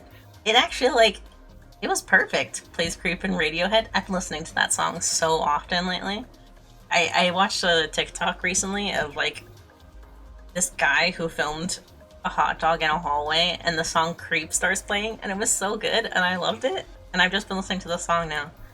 But like, live action Sanji was really nice. Like, he had a perfect characterization, and he was like he was still like he was still Sanji, you know? He was still Sanji. He still like liked ladies. He was still a big flirt. But also, like, they made it work in a charming kind of way, you know? And that was nice. I enjoyed that. Everyone did so good. My favorite character in my childhood, throwaway character, is Kuro. Oh, I mean, the, Kuro was the cat guy, yeah. Oh, I feel like I'm already forgetting it, even though I just watched it.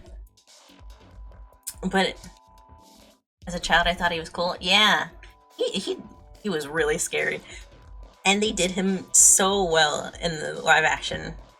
The evil butler, yeah. But they did so well. Like, I think in a way you would expect something like that in live action to like not be creepy. Like, it wouldn't be able to translate the way you might say he is a hell of a butler. Yeah, yeah, you could say that. If they ever did a live action Black Butler, they could use the same actor. He would do very well. But it was so interesting to see like how they were able to get this creepy attitude out of him for something that would seem so like cartoonishly silly, but it was so good. It was good. I enjoyed it. Highly recommend.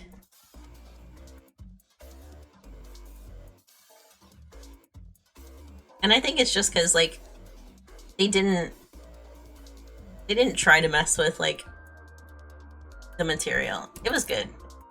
The entire story of that chapter. Yeah, it was a good arc. They did it. They do the live action goes through the story really fast. Obviously because like they get to Sanji, right? But Sanji doesn't show up for a really long time. Technically in the manga and anime. Like they even get to Nami's village. Like they get all the way through Nami's arc, and it's so fast. But like they condense everything in such a good way that, like, it doesn't feel too fast, you know? It feels reasonable. Luffy comes and ruins the vibe in the best way possible. Yeah. It's just the drama and stuff. Yeah. Like, I was kind of disappointed that they didn't have too much of the town that Buggy takes over, but also, like, they include the characters really well. And even though it goes by kind of fast, it still feels like a complete arc. And then when Kuro is introduced, it feels like it takes a few episodes, but also, like, it does really well with it. Like, it doesn't feel too fast, but also, like, it doesn't feel slow. Where does it end the seasons? This season ended quite literally with the scene where my favorite character now, where they put their leg up on the barrel. Is Brooks? Oh, Brooks is fantastic. But the scene where they slam their feet up on the barrel is exactly where the season ends. But each episode is like an hour long, maybe an hour 15, sometimes 50 minutes, but they're like the perfect watch length for a weekend. I literally watched all of it like in the 2 days following when it came out. It was good. I enjoyed it. Highly recommend. Especially if you have someone who you know would like enjoy One Piece, but like they can't start. What barrel? Oh, when they get the Going Merry, like when they are leaving Nami's village, they have the orange tree, and then they're sailing away, and they have this moment where, as like a crew, Usopp, Luffy, Nami, Sanji, and Zoro all gather around a barrel and put their legs up on it. Yeah. That's the moment where the season ends. They have a little teaser at the end of it for Smoker, but like it's obvious that they're heading towards Lodgetown, the town Smoker is.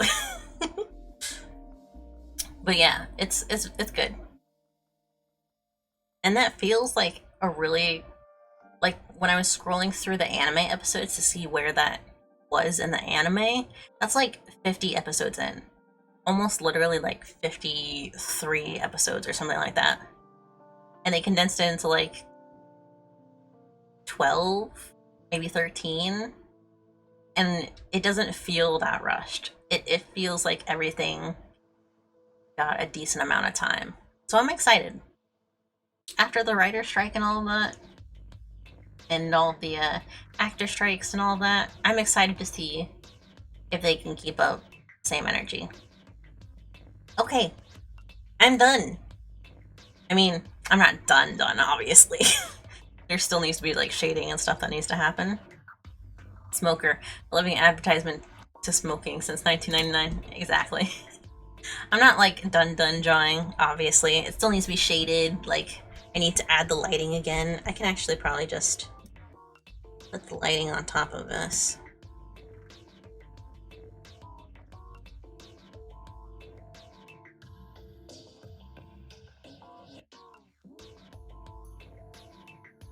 Like that. But for now, for stream, we are done for today.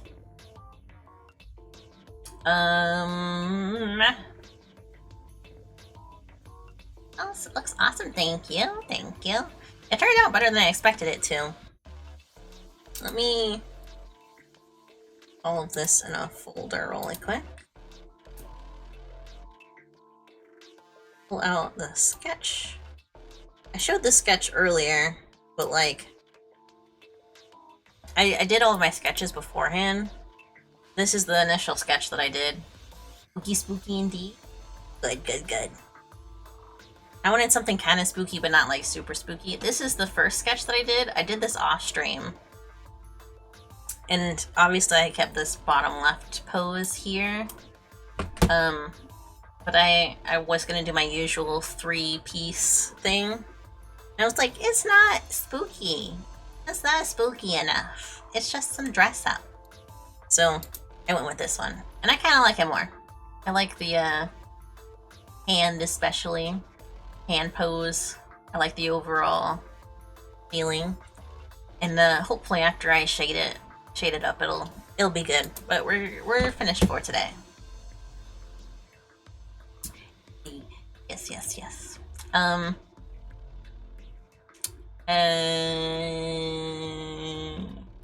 have anything I want to mention before we head into the next month?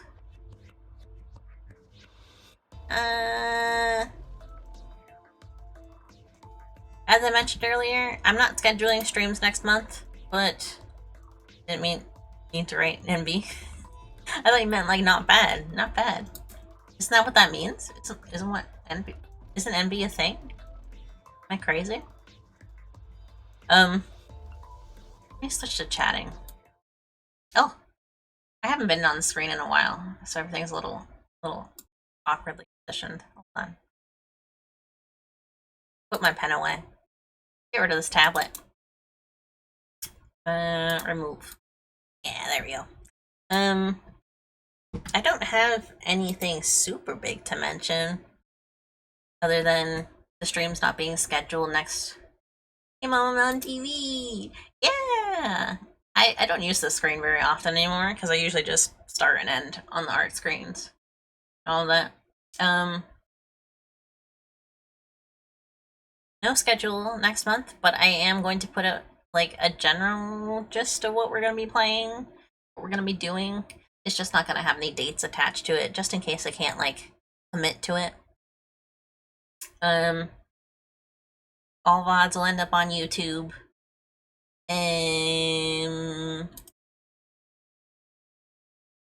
I do have a project that I've started working on. I've started posting about, where I'm doing kind of journals.